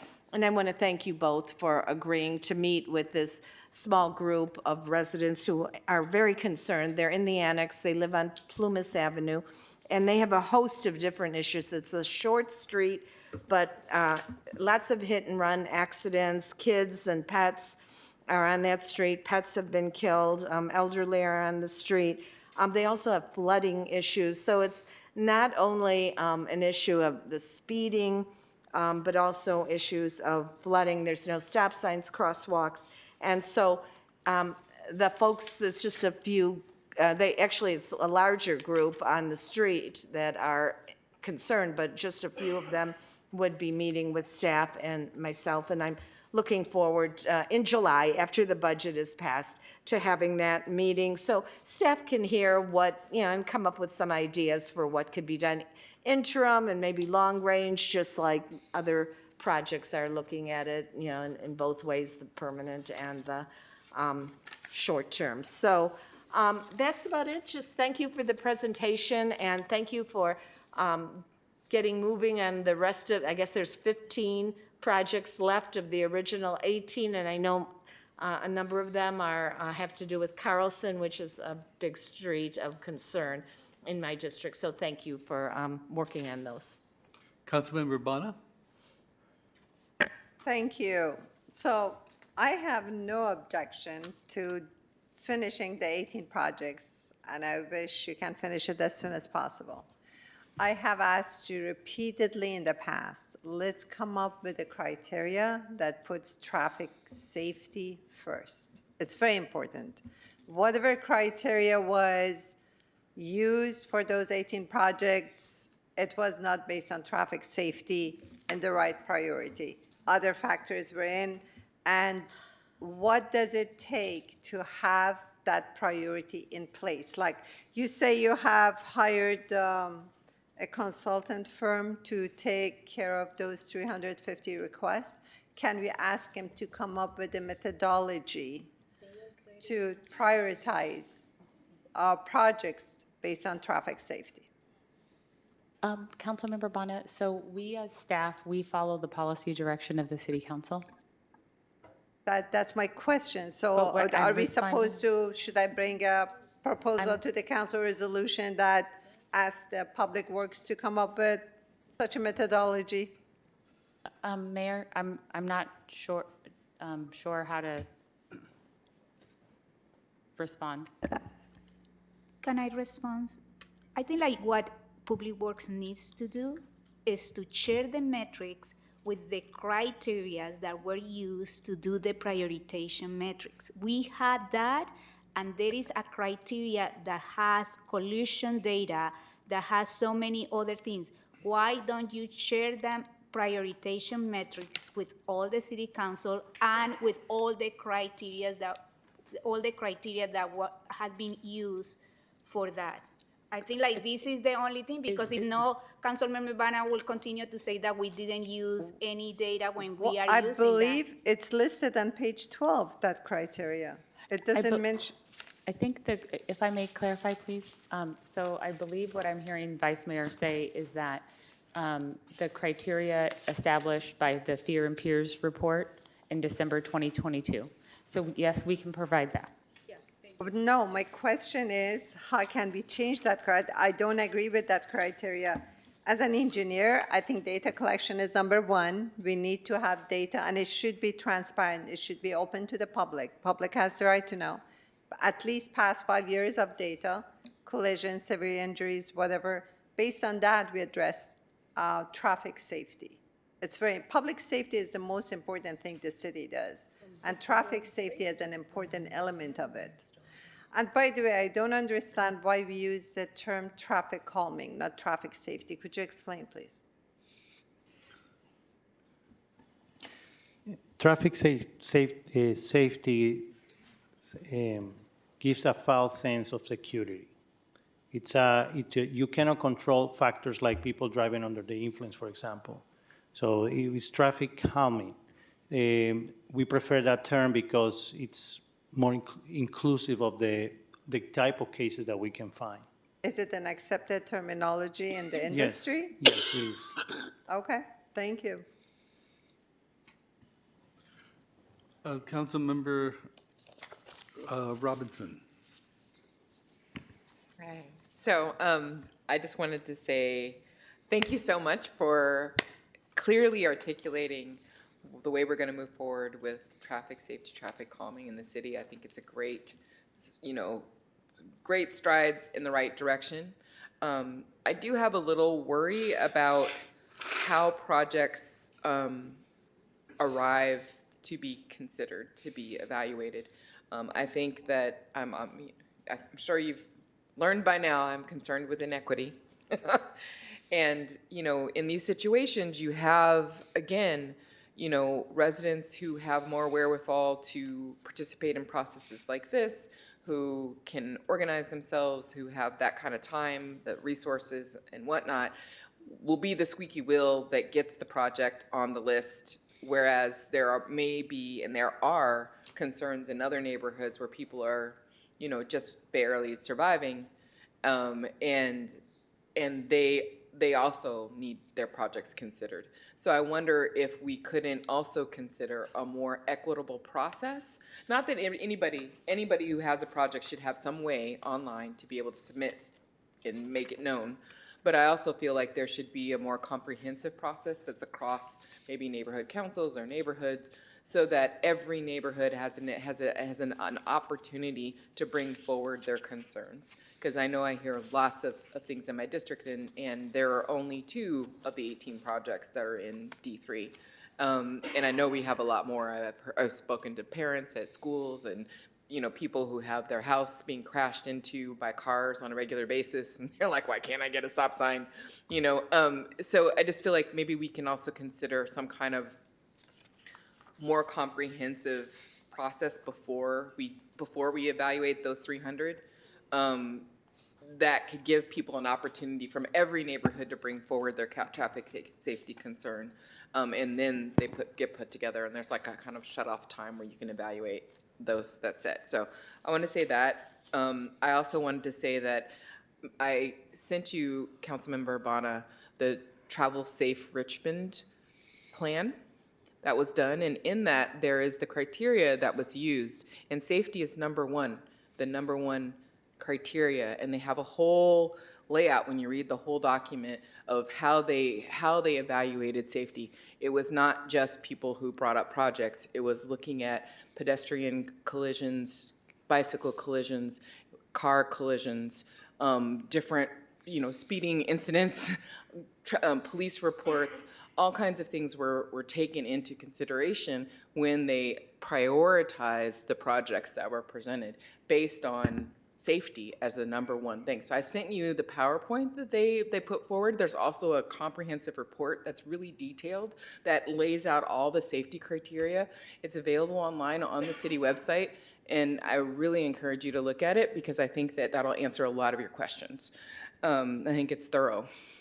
And then the next thing I wanted to say was, so I did want to say something about the legal services question that came up. It wasn't one of my questions, but I really feel like it's important for us to understand what we spend on legal services, period, irregardless of whom we are paying for legal services.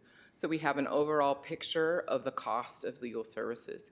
It should be presented in a way where we understand who is the vendor that we're paying for the service. Is that internal staff? Is that a consultant? Is that a special project? Just so we have a clear understanding of what it is that we're paying. And it should be comprehensive. It should be everything, not just little parts of things. And then the question about the arborist position. I was, I'm on this, I'm the assigned council person for the Urban Forestry Task Force.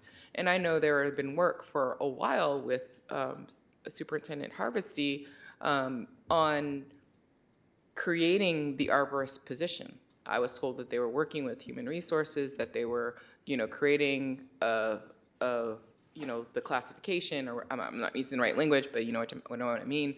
And so I'm just curious as to how much work was actually done on that, and where that got left. And I want to kind of underscore, we spend a lot of time on commissions, committees, task force, but I don't understand the point of these commissions, committees, and task force if we never listen to them. That committee spent a lot of time bringing forward some really thoughtful considerations around urban forestry, and I'm not seeing that reflected in the responses here. I did ask the question, are we going to consider the requests from the Urban Forestry Advisory Council in the budget? And that question did not make it into this list of questions, and so I feel like that's still unanswered, and I feel like there was work being done, on that new classification, and I'm wondering what happened to that. Good evening, Councilmember Robinson, Sharon Taylor, Human Resources Director. We did start working on the arborist classification. However, as we started to look at the organization in the department, we looked at the park supervisor and adding arborist duties into that classification versus creating an arborist. Based on a market study that I conducted, we determined that the arborist duties are usually folded into like a supervisory level position rather than a standalone. And the department assured me that those duties were being performed by a contractor while we continued exploring the reorganization. So currently, they are filling a park supervisor classification to oversee a portion of the crew, if I'm not mistaken, with the intention of possibly adding another park supervisor dedicated to just the trees. But we're still working out the details of how those duties will be incorporated into current staffing and the possibility of adding another position that can have almost like a dual purpose of overseeing a tree crew, but also have those arborist skill set in order to serve the city. Okay. Well, it's good to know that So I wasn't crazy. No, Councilmember Robinson, that's a really good point. And I think sometimes when we have the discussion at the council, we will try to do a better job of closing the loop, because I think that's a really good example where sometimes there's like a standalone duty, and if we just effectuate that position, right? If they don't actually have people that report to them to assist with effectuating the work, then you just have a body and then no one reports to them. And so it's like, it doesn't help operationalize the vision of the council. So that's what we're trying to work on. Unfortunately, there's a lot of those. And I do appreciate that the class and comp help deal with a lot of things, but as the council continues to bring up and identify the areas of concern, we are continuing the meet and confer process to address the concerns.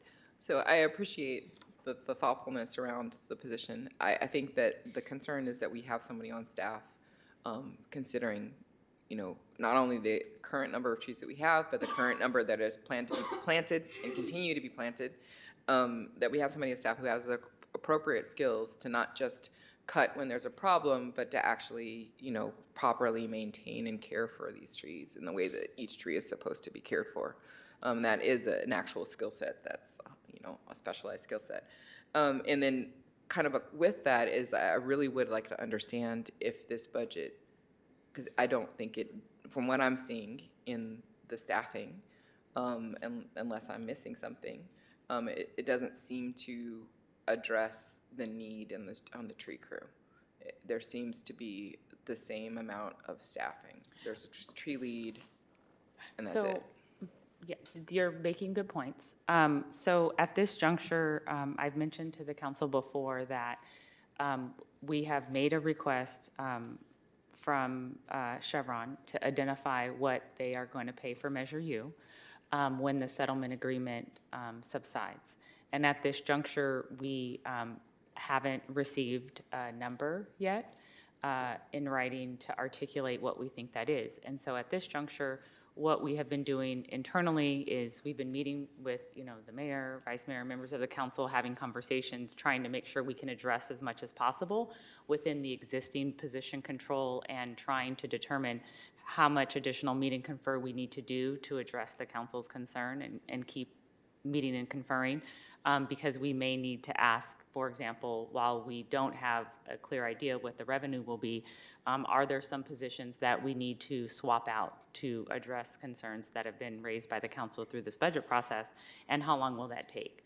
Because what we don't, unfortunately, I don't want to be in a position where we continue to add FTEs and we don't clearly have revenue. So the exercise and opportunity right now internally is like going through the budget. And so, for example, I'll use the city manager's office as an example.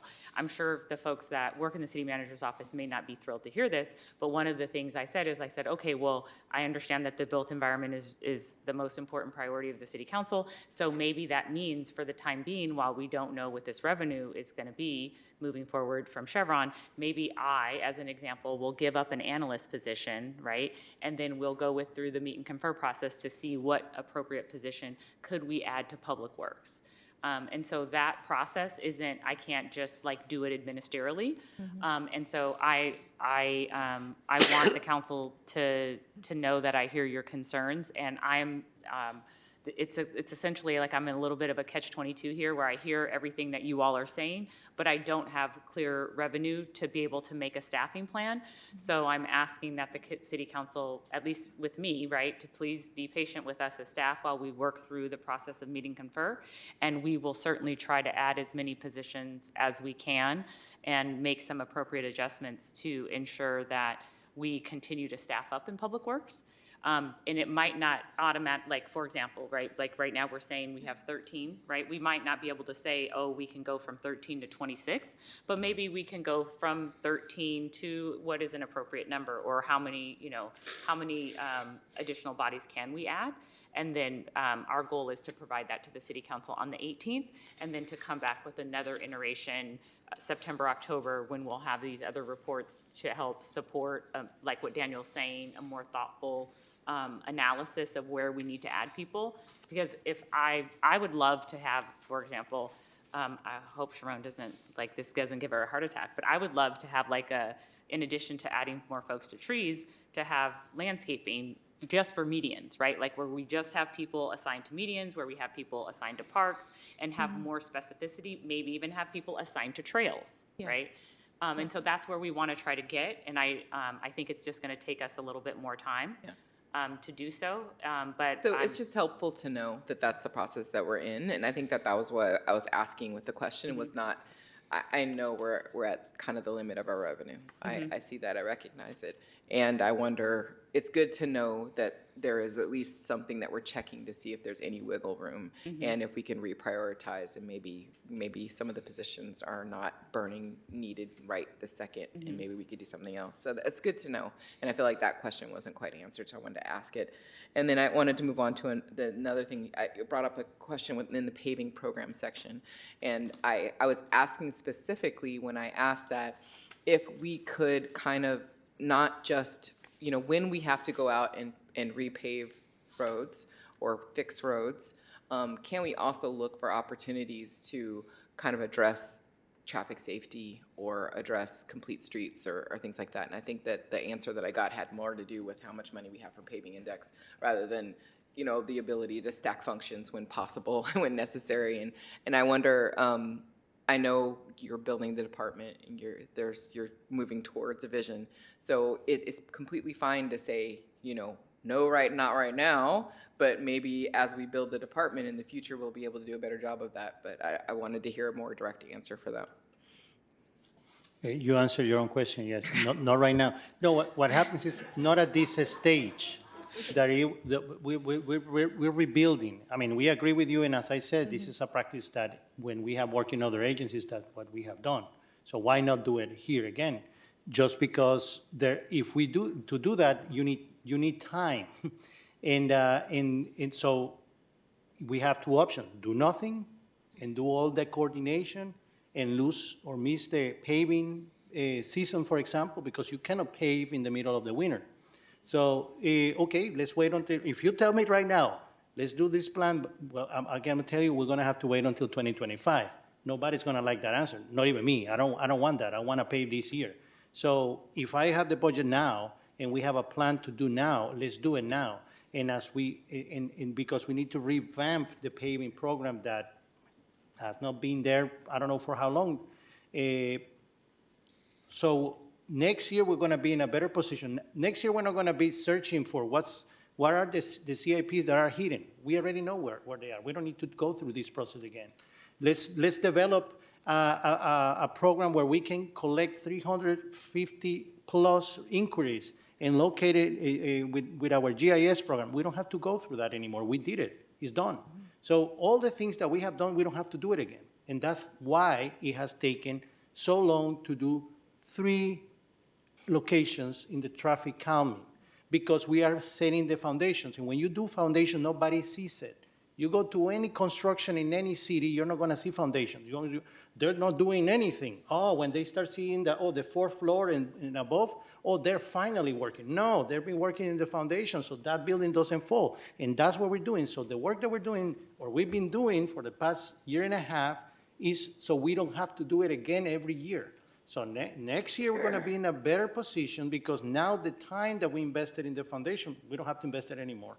It's going to be more like now we can get the luxury of pick the paint of the walls. So sometimes we talk about that and say, well, we're in foundation. I mean, we have time to think about it, but the problem we have in Richmond is too many squirrels. Too many squirrels. Squirrel, and everybody goes here.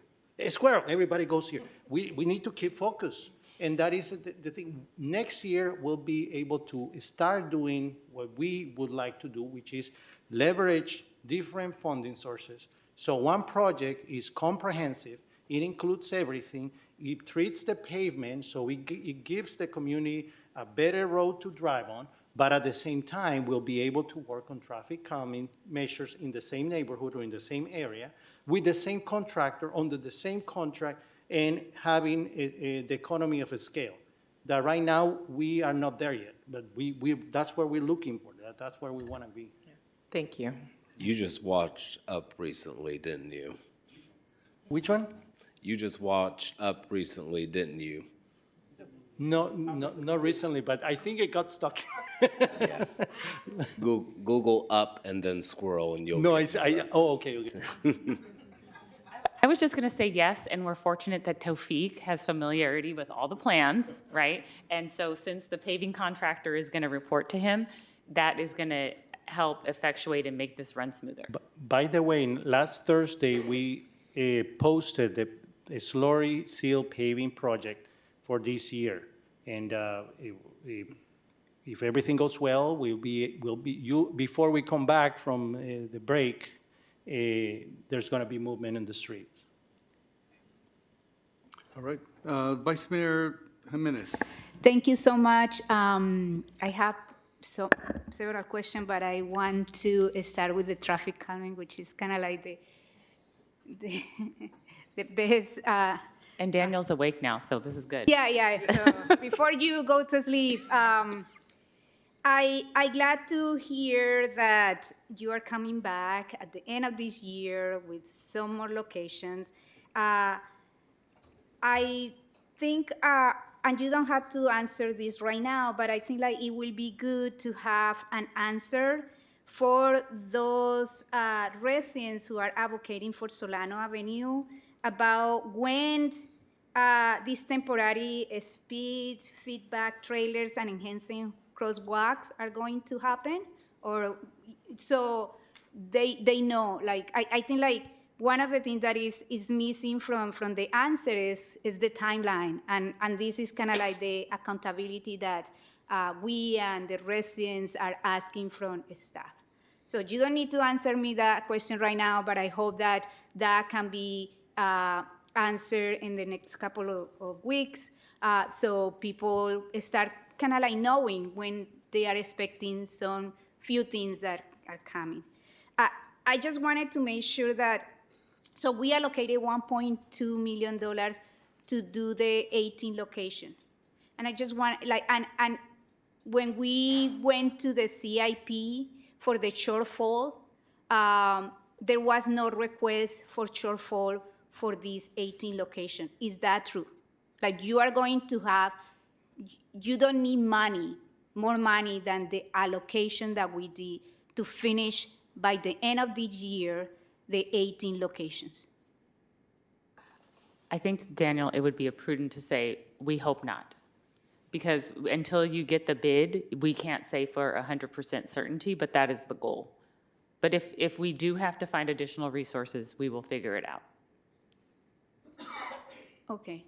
Because until the contractor actually responds, right, when you have the bid opening and they tell us, okay, you've got, 27 cubic yards of XYZ and 400 yards of, we can't say, we have an estimate, and we hope the estimate is close to accurate, and if it isn't, then we have to come back to city council and request an additional appropriation. Yeah.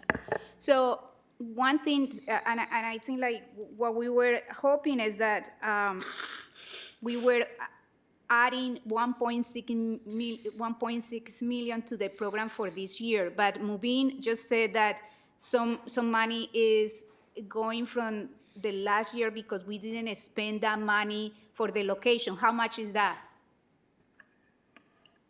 We can get back to you about the specific amount for those, but I wanted to clarify that this 1.6 million, part of it is, or major part of it is carryover, given that the amount was allocated for 18 locations, only 3 have been completed. So all that money that was appropriated for these locations is going to carry over into next year. However, there is some funds on annual basis from Mayor J, which are used towards traffic calming programs. And so there is some flexibility within the Mayor J and gas tax related. Yeah, because what we're going to do is we're going to reduce the fleet budget to increase the amount to fund the traffic calming. Is what I think is going to happen. Because we need to have, we can see from the community input that there's significant requests for, so if I had to say right now exactly how we're going to do it, to make sure we have another, in addition to the 1.2, we have 1.6 for a total of 2.8, we will have to reduce the fleet budget. And that's basically what I told Nikki to do. I just didn't, well, with this I would thing like here, everybody can't hear me. Yeah, I would like to see that because the fleet, again, I know that the pie is not getting bigger, and this is why we are putting hopefully to put on the ballot a new revenue stream, because what we need is more money. I understand that, but I would like to see kind of more details, because I had been telling people that we put additional $1.6 million, and this is what we thought that it was happening. So these questions are to really clarify, because it's not what is presented. Definitely, and I can understand where the confusion could have happened, because the question probably at the time was how much is allocated for traffic calming in 24-25. So that is the amount. Now, when we go into deeper details, then that question comes, is it additional? Is it carryover? So that's where they say devil's in the details. So yeah, but I have been asking, the thing is that when you brought the CIP and filling the shortfall, I asked if we will need more money, because in that moment, you didn't put any money needed. And what I was told, and we were told at that meeting, at that time, is that we won't need, that the staff won't need more money for that. So I think I guess that response is still same. They have not identified if they need additional funding for those locations. But it's not true that we won't need more money. It's just that we hope not to have more money. I understand the council's concern. The finance director, unfortunately, is not with us this evening. I hear the concerns. They have merit. There will be $1.6 million in addition to the 1.2 for traffic calming. Perfect. So and then I will follow up with when we can have some movement on Solano. The other things are more related to the budget. So in the Q3, again, report, which was up to March, we have some expenditures, for instance, in salaries. Up to March, we had spent over $59 million, and we budgeted around $85 million. So that means that $26 million needs to be spent from March to the end of the fiscal year. Are we going to spend all of that? And I am seeing here that we have almost an 18% vacancy. So I just wanted, because you are presenting a surplus of $2 million, which based on what I am seeing from the actuals from Q3, it looks like it's not that complete. So that, like, I just wanted to say how much actual surplus are we going to have? I don't know yet because the council, I believe the number that Antonio recommended is the decrease in documentary transfer tax about 10 million. How many? About 10 million. So if we have a decrease in documentary transfer tax about 10 million, you know, I think we need to continue to sharpen our pencils. We don't, I mean, I'm happy to tell you all the numbers when I know what they are, but I don't want to overinflate and what we have and end up in a situation where we have a deficit where it leads to significant consequences. So I think we're in a good position right now. And the other thing is, though, even on this list that you're looking at, that was a 529. When I looked at the list immediately, like, we hired the management analyst for the environmental initiatives. We hired, there's somebody who's supposed to start next week that works as an office position. Like, I know the actual, and so I was emailing with Sharon saying, oh, can we add this position or that position? And she said, oh, well, this report was as of 529. So every day the data changes for the position control and for the various departments. But overall, we're continuing to trend up. We can try to run projections. What I think would be, in terms of like approach and methodology, we need to finalize and understand the city council's priorities around this fiscal year, finalize that staff report and all the attachments for it, and then after that's in a pretty solid position, then they can go back and try to recalculate what they think the unspent funds will be based on how we're actually doing with the documentary transfer tax, and having and assuming for next fiscal year, thus far, we are only for Chevron, the additional payment of only $4 million, and nothing yet for the second half for the Measure U, based on that we don't have that information yet. Okay, thank you. So my last point is clear that for one of the priorities in the City Council is the Public Works Department. But we also approved some, like, we give some directions about the port as well. So these are not reflected here. So I know, so we will need to see that. But in the Public Works, when you present this job listing position, it will be good to have kind of like divide the job description by the division and the operation and maintenance, so we know how many people are in parks, how many people are in the streets, how many people are in the abatement. So it gets a little clear here how many people are in each, so we can read more that better.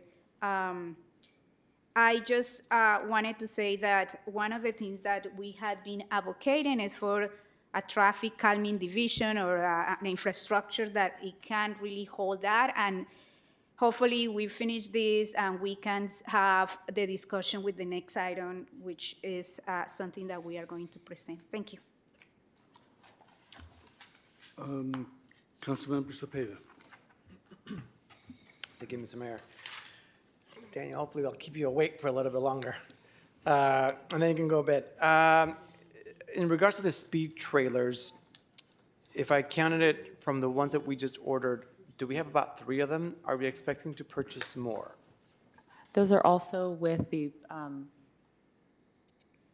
how they're housed with the police department. I'm not sure if anyone from RPD is on via Zoom that can assist in answering that question. If not, we can respond via email. So it'd be great to know how many we have and then how many more we can potentially budget, if that's something that we're going to be using as a temporary deterrent. I think last time, if I remember correctly, because I was tracking this on the budget, because I wanted one in my district as well, they're about $25,000 each, and if I count it correctly, we have about 3 of them. So it sounds like we might need to purchase a couple more, and especially if it's going to be a good deterrent. Oh, I hear a voice. Chief French, Hello, are you Visa there? French. Yes, Chief of Police, Visa French. We just recently purchased 3 traffic trailers. They are in the process of getting set up.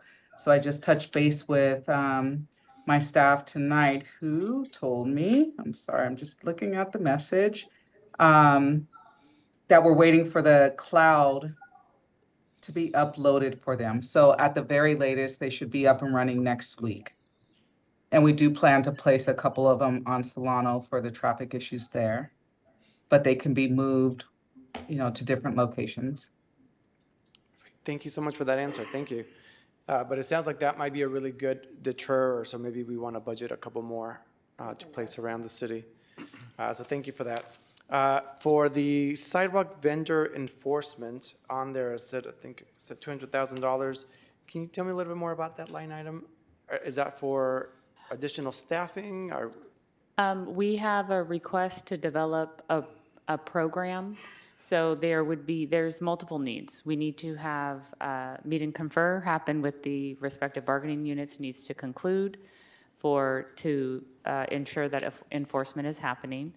But there's also, in addition, and we've partnered with environmental health. So environmental health can currently assist the city with folks that do not have the appropriate health permits and the required information from the health department, that they should not be selling food, because that could, and it's been reported to us, that has impacted residents when they've purchased food from some of those areas. So environmental health will have support from RPD, and I think we came up with a new terminology of it's not quite a standby, but like a walk around. And so that will be happening starting on June 7th with Contra Costa Environmental Health here at Civic Center is the launch date.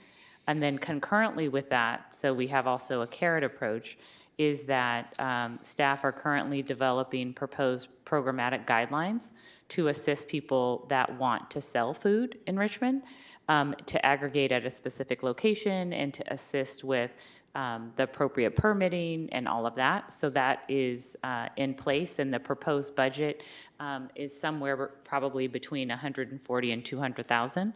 And so that's being finalized right now. Thank you. Thank you for that. In this one for Daniel, when and where should crosswalks be installed? And just very general, are we expecting them to be at every intersection? Is that when the community should expect them? Or do you want to provide a written response?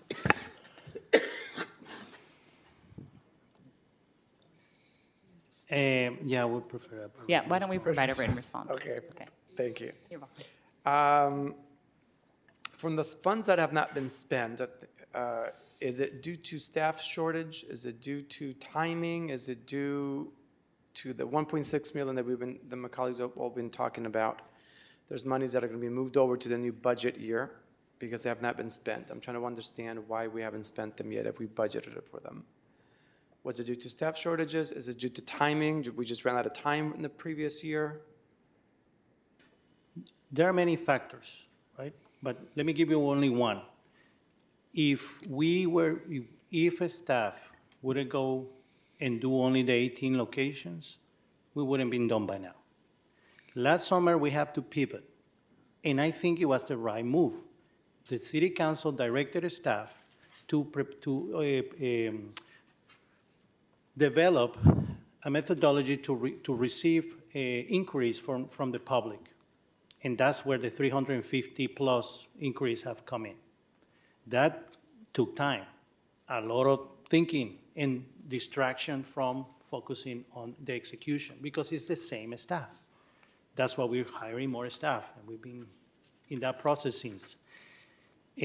Now that process is done in terms of we developed the program, now we have to analyze it. But the trade-off is these 18 locations have to wait. It was slowly moving forward. But it's not just the design. The one thing that is behind the curtains is all the work that it needs to be done to award a contract and have a contractor on board. I think I have counted about 6 different times that the Public Works Department have brought up an item, maybe not necessarily related with traffic calming, but it's just an example. An item to City Council, and maybe that item hasn't been discussed until 3 or 4 meetings after. So that creates delay, right? And so that's just one example of many factors that push things out in time. So part of it has been limitations with staff, yes. And part of it has been the very early stages that we are in, not only traffic calming, but in many other programs that we have. Thank you for that. In sort of in the same bucket there, have we used up all of the $4 million that we had previously budgeted for paving? We have used some of it. Remember, our city is one of the few cities in Contra Costa County that has its own paving crew. And that paving crew needs to purchase the asphalt ahead of time. So we secure the production of the asphalt. We don't stock the asphalt, we just have that asphalt secure. So we create a purchase order for a long period of time, 6 months at a time, maybe a year at a time, and that we encumber that money and we spend it as we go, as we need it. This year is going to be, last year we didn't have a contractor doing any work for paving related. This year we're going to have one. And we decided to go with the slurry seal pavement treatment for different reasons that allow us to do the most or treat the most streets that we can possibly treat in a single season without having delays. Let me give you an example. Slurry seal treatment is a treatment that doesn't trigger the upgrade of ADA curb ramps. It's not that we are against ADA curb ramps, but doing or preparing ADA curb ramps imply another contractor, another process, more funds, and time. We need to hire that concrete contractor first and then have the other project coming, the paving project coming after. So we decided to go with a slurry seal because, okay, that is a treatment that we don't need, it doesn't trigger the federal need to do the curb ramps. Next year, we're gonna do other treatment that, yes, and we're gonna upgrade curb ramps. But this year we needed to start with something because we were so behind in the paving season. So thank you. So we haven't used up the $4 million. And are we on track then for the following year to be able to use up all the additional But when funding? it's in the CIP, what's good is because it's a 5-year, right? The way that Public Works and the way that we budget is we try to have as much in the current fiscal year, right? So that way we don't have a huge list of unfunded projects, which are, you've got some unfunded projects, right, that we know about, and we have a new list of unfunded projects on the last page of the staff report. And so what's good about having the $4 million is then we can, right now, for example, they're paving next to Lavanya Jazan in the Nickel Park area. Daniel and I went on a little walk and we were like, oh goodness, we don't want anyone falling into the earth here at Juneteenth around Nickel Park because there was giant, areas where there was no paving. So right now, that's an example of a project that staff can do in-house, right? And I saw that all the heavy equipment is getting delivered and all of that. So that work will continue all the way until it starts raining. Okay, thank you. In regards to the franchise fees, do we have all of them that we can start reviewing them? Yes, what's great is I've had the pleasure of working with Samantha Carr for a number of years, and we've been very thoughtful, and those were some of our revenue enhancements that the council did adopt. And so those have been provided and are included in the budget. And then in regards to. They technically go to the general fund, but we do set aside 7.5% of what comes from Republic Services to assist with blight abatement and neighborhood cleanups and all of that, because since we host these facilities in Richmond that service the region, we know that it has a disproportionate impact on our residents, and so that's why we have a larger abatement team than, say, probably any of our neighboring jurisdictions. And then kind of tying it into that, I know that we're budgeting for 2025 and the RFP is due, or the contract is due in 2025 with Republic Services. So are we looking at, is that already completed? Yeah, I think I want to be, since the negotiations are in progress, I don't think that I should comment about that at this time. Okay. When But we have a very strong equity framework in Richmond. We always want to make sure that our community is treated equitably and we have high level of service. And there was community engagement that took place for residents to provide input into what service levels that they would like, and we are aiming to make that happen. Okay, thank you. No other questions for now. Thank you. Thank you. Okay, thank you. I was curious about FTEs on page 3 of 7. You have the economic development section, and some of the positions, it's easy to tell what section they're filling, but some of them are a little more difficult to tell. For instance, we know that the arts and culture manager is in the arts and culture. Mm-hmm. So could you explain what I guess you'd call them departments, the other FTEs are? Sure. So, and I can send a breakdown by email, just like that, what was requested for Public Works, but it's the so for example, like if we went to environmental manager, right, that's under environmental health initiatives.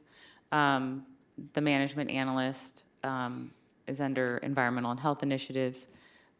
For traditional economic development, it's the senior business assistance officer and management analyst, and so on and so forth.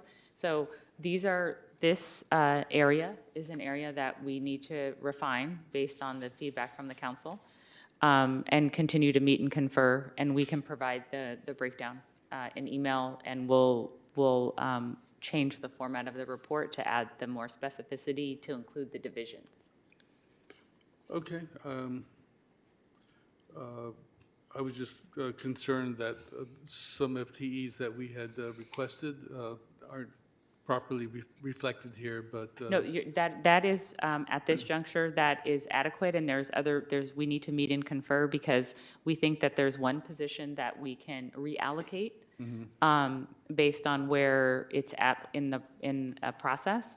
But I have not been able to confirm that yet. But it's our intention we will do that by the 18th, or we'll be very clear in the staff report what the status is and when we can complete it. Okay, that's acceptable. Thank you.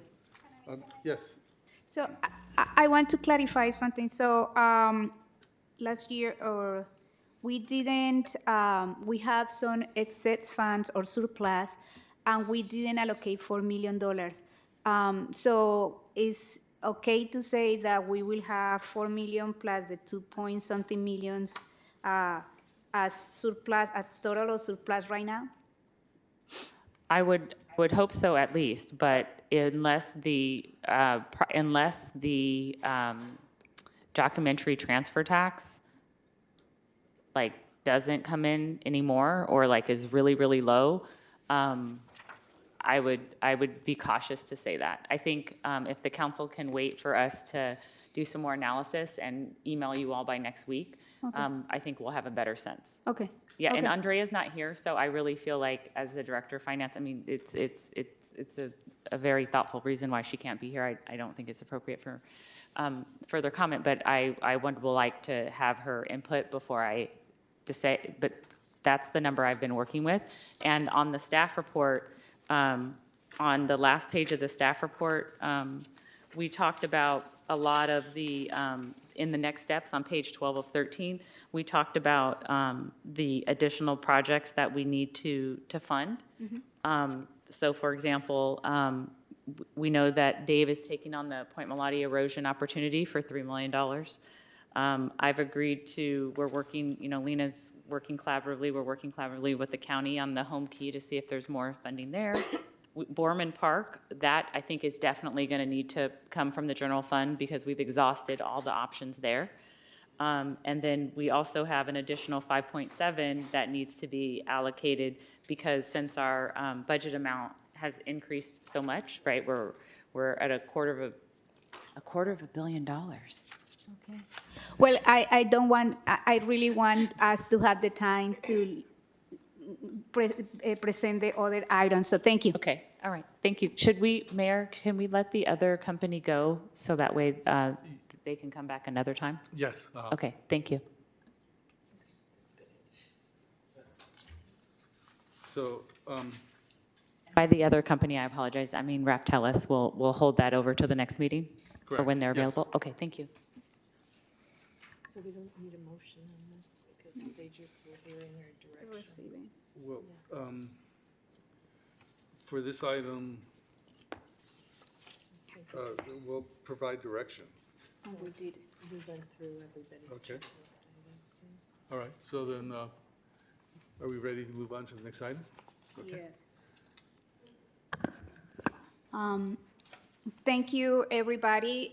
This item. Let me read it into the record first. Sorry. I just jumped. I just want to finish it.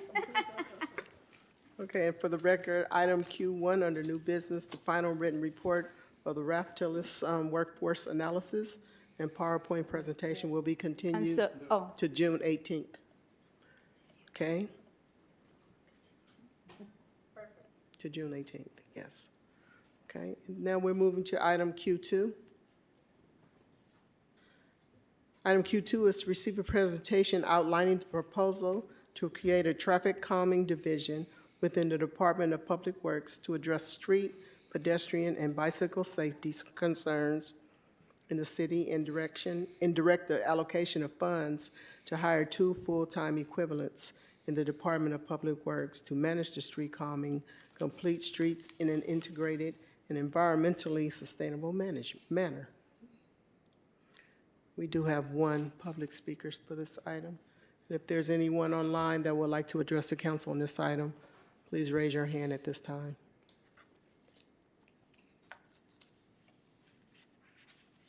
We have a presenter, Richard Aviles, who is here, and we sent KCRT, we sent the presentation, and I just wanted to say that I want to thank Councilmember McLaughlin and Councilmember Robinson for working with me on this item and on the idea of like what a street for the future is in Richmond.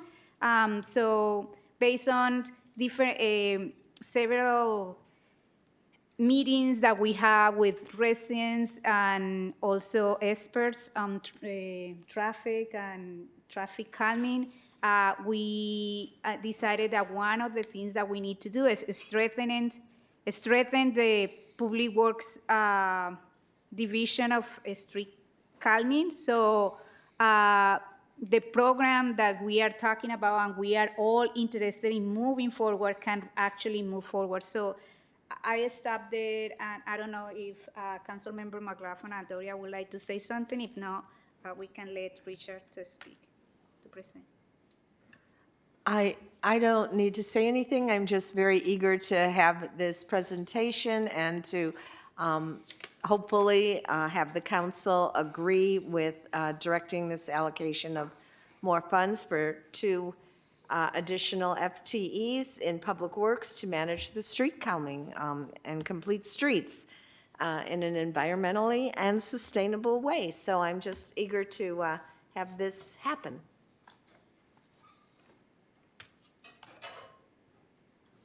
Can we have the presentation?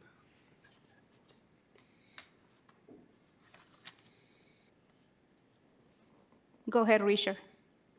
Good evening, Mayor Martinez, Vice Mayor Jimenez, Council, and the rest of the staff. My name is Richard Aviles. I'm a transportation planner with the Othering and Belonging Institute at UT Berkeley. And today I'm just going to give you a little bit of a layout of sort of the work that we've done in collaboration with Council Member McLaughlin, with Council Member Robinson, and Vice Mayor Jimenez. And also just given the comments that were given today, the presentations and the discussion, I'm going to use some of that opportunity to discuss a little bit of strategies and things that can be implemented and done. Again, my background is in transportation planning with an expertise in pedestrian safety and also community engagement. And yes, traffic calming is a term used in the field for many reasons. It's also more politically feasible. You'll hear that a lot of the times in traffic calming, we'll get a lot of pushback from drivers. And so there's always sort of strategies and creative ways to talk about pedestrian safety for all users. So if we want to share the slides, I can share some of the things that we've done. Next slide, please. So again, like Vice Mayor Jimenez mentioned, the Othering and Belonging Institute in this capacity served more facilitating the listening sessions to hear a little bit more about the needs and the wants when it comes to the traffic calming division. In addition to facilitating those meetings, we reviewed council agenda items and any relevant documents to get a better understanding and a holistic picture of the problem and the needs. We also completed a case study detailing different programming structures in several adjacent cities, similar to the city of Richmond, and others quite different. We looked at Berkeley, we looked at Alameda, we looked at El Cerrito, we looked at San Francisco, and we looked at Los Angeles. In addition to that, we also conducted 2 informant interviews with the city of El Cerrito and the city of Alameda to kind of understand and think about what would be best fit for the city of Richmond. Next slide, please. So some of the things that we heard in the conversations that we had are the things that were mentioned today, talking a little bit about transparency around spending on capital improvement and repaving projects. We heard a little bit about also ensuring that the traffic calming projects also ensured benefit for multiple users, not just vehicles. We heard that there also needed to be more conversation and alignment with current existing plans like the bike plan, the pedestrian plan. We heard about the prioritization of the projects and how to make the methodology more robust. We also talked a little bit about incorporating community engagement and, of course, building capacity for implementation, which brings us here today. And so I'll move forward to the next slide. Thank you. So this is just some of the things that came from the case studies that we did. Some of the terms that you see are very particular to the cities. In other spaces, the commonly used program or policy is Vision Zero. Vision Zero is a program that originates from Sweden in the 90s, and the goal is to reduce traffic-related crashes to zero. So I appreciated the little Freudian slip from earlier in the meeting that feels like 3 days ago now around CSI. The thing when it comes to traffic calming is that it is kind of CSI, it is traffic forensics. A lot of the times, the important thing to note here is that we're not just talking about traffic calming, but we're talking about people's lives. And so when we also bring in that conversation, we also have to note that there's going to be a lot of sentiment and a lot of urgency from community members. And that's the $1 million juggle of how do we address looking, ensuring that we're using data-driven approaches, which is what we use like a high injury network for, but also keeping in mind that crashes are happening on a daily basis. One of the things that we also found was ensuring that there was a staffing matrix just to ensure that there was accountability from the planning side, the engagement side, and the engineering side. And also, like mentioned earlier today, that there is a need for tracking and constant conversation, not only with city staff and council, but also with community members. We know that time is something that we always have to manage and deal with as planners and engineers, but that constant feedback loop between residents and community and staff is important. So that's some of the things that we heard. I'll move on to the next slide. One of the things that also came up was the need to be more collaboration between planners and engineers because of the way in which traffic planning happens. Some of the things that have worked and we have seen, for example, at the Los Angeles Department of Transportation Vision Zero program, one of the things that we were able to do was also like, and this is something that Daniel mentioned, was have an engineer particular specific to traffic calming projects in addition to planners. And all of their work surrounded around the traffic calming projects and always in collaboration with planners, so that there was always an opportunity to figure out where were there opportunities to not also engage in street, but also engaging with either signage maintenance, with either striping, with bollards. The treatments that come in traffic calming are very robust. And it's important to also have a conversation with the analyzing that type of crash. Because a crash that happens, if you have an intersection where there are most crashes that are happening on a right-hand turn, that's a different type of treatment than if you would have crashes that are happening when drivers are making left turns, right? So some of the analysis to some of the questions that were being brought up during the council, there's different types of strategies that can be used. There's a lot of literature around identifying points of conflict, is what they're called in different intersections, and determining what is the biggest point of conflict that is happening in some of the high injury network corridors, and then assessing treatments that are specific to that. And again, there's always sort of, when we're relying on consultants to fill in the gap, it becomes a little bit more difficult to build a relationship with community. And that is super important in traffic calming, because at the end of the day, the user and how we're looking at the user is always going to be very important in the conversation. The needs for a pedestrian are different than the needs for a cyclist, than a need for a driver. And also, again, an analysis of the crash allows you to understand how many children are under a KSI versus how many elderly. So to a comment that was made earlier around robusting the methodology, one of the things that I noticed in the criteria, and this is my personal professional experience opinion, is that one of the criterions that is missing is user. Because then you have a very different sort of treatment plan based on the type of users. A pedestrian versus a driver, it's a different sort of approach to the treatment. If you have a lot of children who are being hurt, it's so hard to say, but if being killed or severely injured, that's a very different type of treatment versus working with seniors. So that's important to understand, I think, in that methodology. In some of the things that have been done, and I think from what I've been hearing in the conversation today, there is an opportunity to engage the community, because not only is traffic calming an engineering problem, it's an educational problem, it's also a behavior problem, and it's a planning problem. That's, I think, one of the hard parts, and also the opportunities in traffic calming work, that you can engage a lot of the community members specifically around traffic calming, because there's a very visceral bodily reaction to folks being severely injured or killed. One of the things that was done in Los Angeles DOT was something called the Street Deployment Team, where community members were actually the ones on the street doing the engagement alongside the education with other community members. That helped really create a sense of ownership on the problem.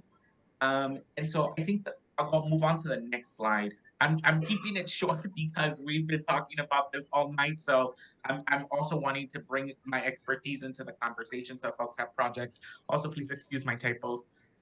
So again, what the ask is for a traffic calming division with 2 FTEs that can help with the overseeing of a street safety programming that's not just limited to engineering, to coordinate with Public Works with the implementation of current CIP projects related to traffic calming, support with the community engagement, because that's going to be one of the most key things in this work.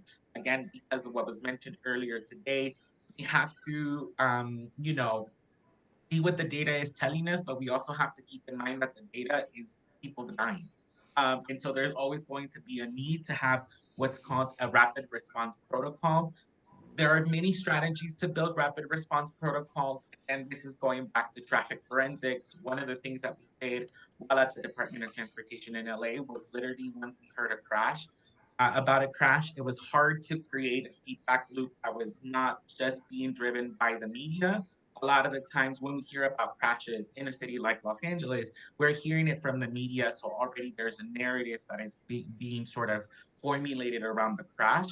So having to be in relationship with the police department to, when we get police reports that come in, to analyze the type of crash. What was done upon hearing on the crash was there was a deployment of a planner, of an engineer, and other city staff available to do an assessment of the infrastructure to determine if there were any infrastructure contributors to the crash. And that's when the priority took over. Again, it was looking at the type of user, the age, the type of crash, and what was available. We found in some cases that there's one crash in particular where we had a 4-year-old crossing the street with their mother, and they were killed upon a car making a left-hand turn. We did the forensics analysis. I mean, I laugh, but it really is forensics. And realized that the visibility of the street was not allowing for visibility. The geometry of the street, my apologies, was not allowing for greater visibility. And so that took priority because we couldn't change the geometry of the street, but we definitely could implement a left protective turn, which, if you don't know what that is basically a left arrow that allows traffic flows to go. And that took priority because it was in front of a school.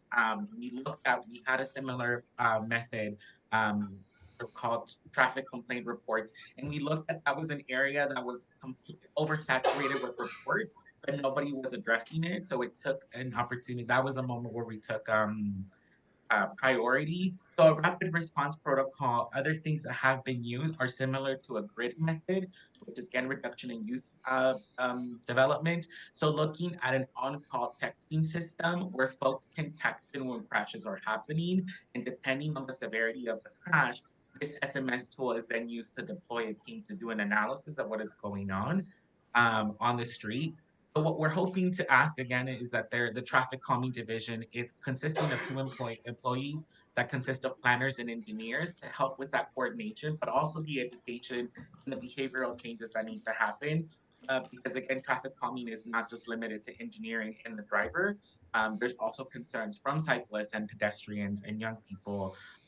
There's also, one of the things I forgot to add here, my apologies, was hoping that under this traffic calming division, there's also an opportunity to seek additional funding to support the work. There are grants like ATP, which is Active Transportation Programs. There are grants like TCC programs, and there are other grants like Safer Routes for Schools, Safer Routes for Seniors. These are all the type of programs that also can help with traffic calming that are not just limited to. So I'll keep it at that. Again, please feel free to ask questions based on the expertise and knowledge that I have. Okay, thank you.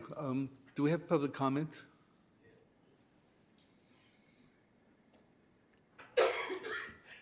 Yes, we have one in-person speaker, and right now we have one person online. In-person speaker is Cordell Handler. The other one is for me. So good evening again, Mayor Martinez, Council. I want to thank the sponsors for this item and the presenters. So as you have heard, I go by Solano Avenue regularly, and I'm like, it is such a horrible, horrible intersection because people can't even cross the street without almost getting hit. And I'm one of those people that I almost got hit, not only on Solano, but other parts of Richmond too. So it's not just Solano Avenue that needs the most of the attention, but other places like in the corridor, like 23rd Street, 28th and Ream, other places. So I do like this program. So and here's my direction to give to this council. So it said in the report, allocate these funds for 2 additional FTEs. So I'm in support of this because traffic calming is a very serious issue. So, and I will yield my time to the online speaker. And the online speaker is Heather. Heather, please unmute yourself and you may begin. Hi.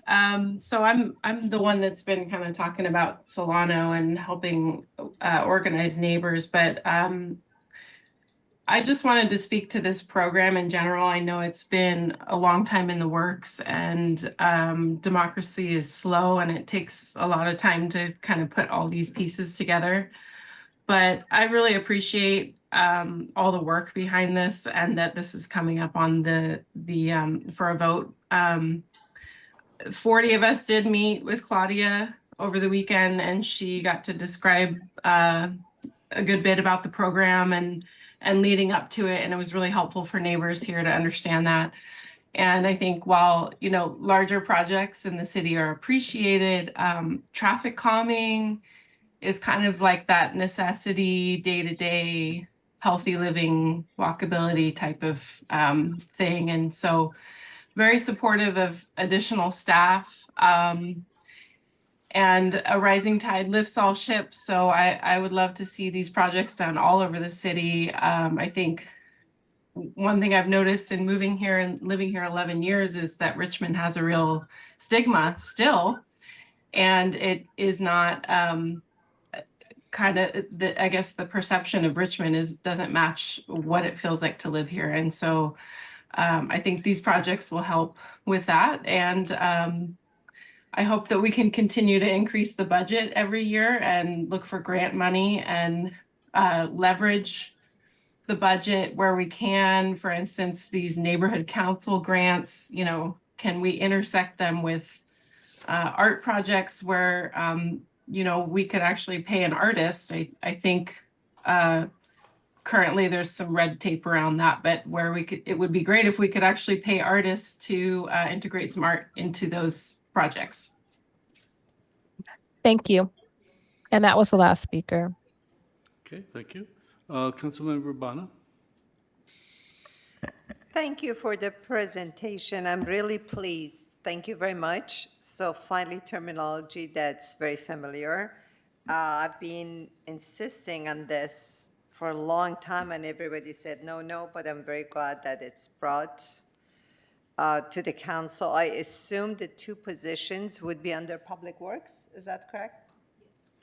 And it talks about establishing a process of prioritizing projects. That's awesome. And also talked about traffic forensics analysis, data collection from the police department, and developing a metric for measuring safety. So I really like everything that was said, you know, analyzing type of crashes.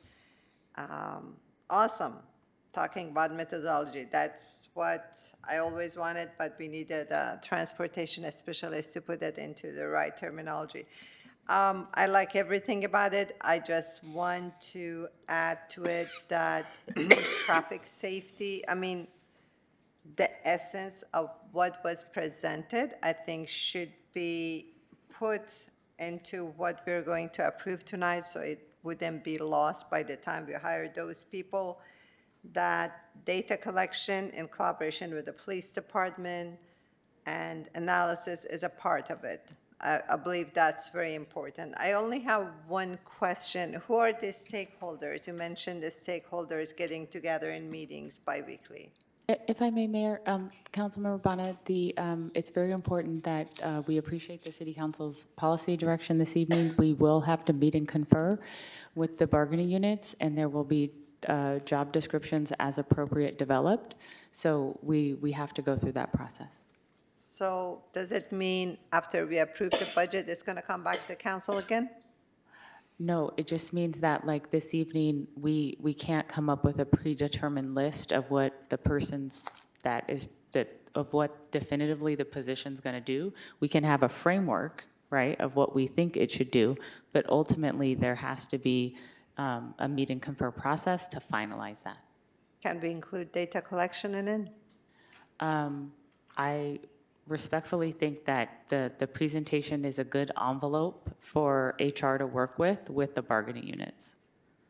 So everyone hears what's been said, everyone hears what's in the presentation.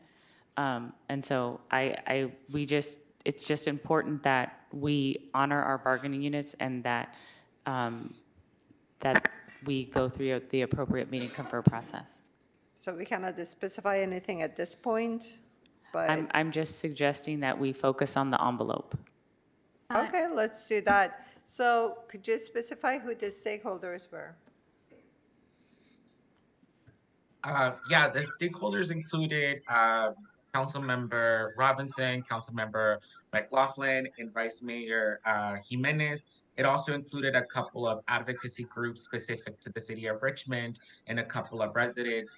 Gathering and Belonging Institute was also a part of that conversation. And again, our role was just more as facilitators and doing some of the research analysis. Thank you. Councilmember Willis. Yeah, I was going to make a motion to direct staff to allocate the funds for 2 full-time equivalent FTEs in the Department of Public Works to manage street calming, complete streets in an integrated and environmentally sustainable manner. I will second that. May we have roll call? Councilmember Bonner, Yes. Vice Mayor Jimenez, Yes. Councilmember McLaughlin, Yes. Councilmember Robinson, Yes. Councilmember Willis, Yes. Councilmember Zepeda, Yes. and Mayor Martinez. Yes. The vote is unanimous. I just wanted to say thank you, Richard, for your presentation and all the work, and we are looking forward to continue to work with you on these issues. Thank you.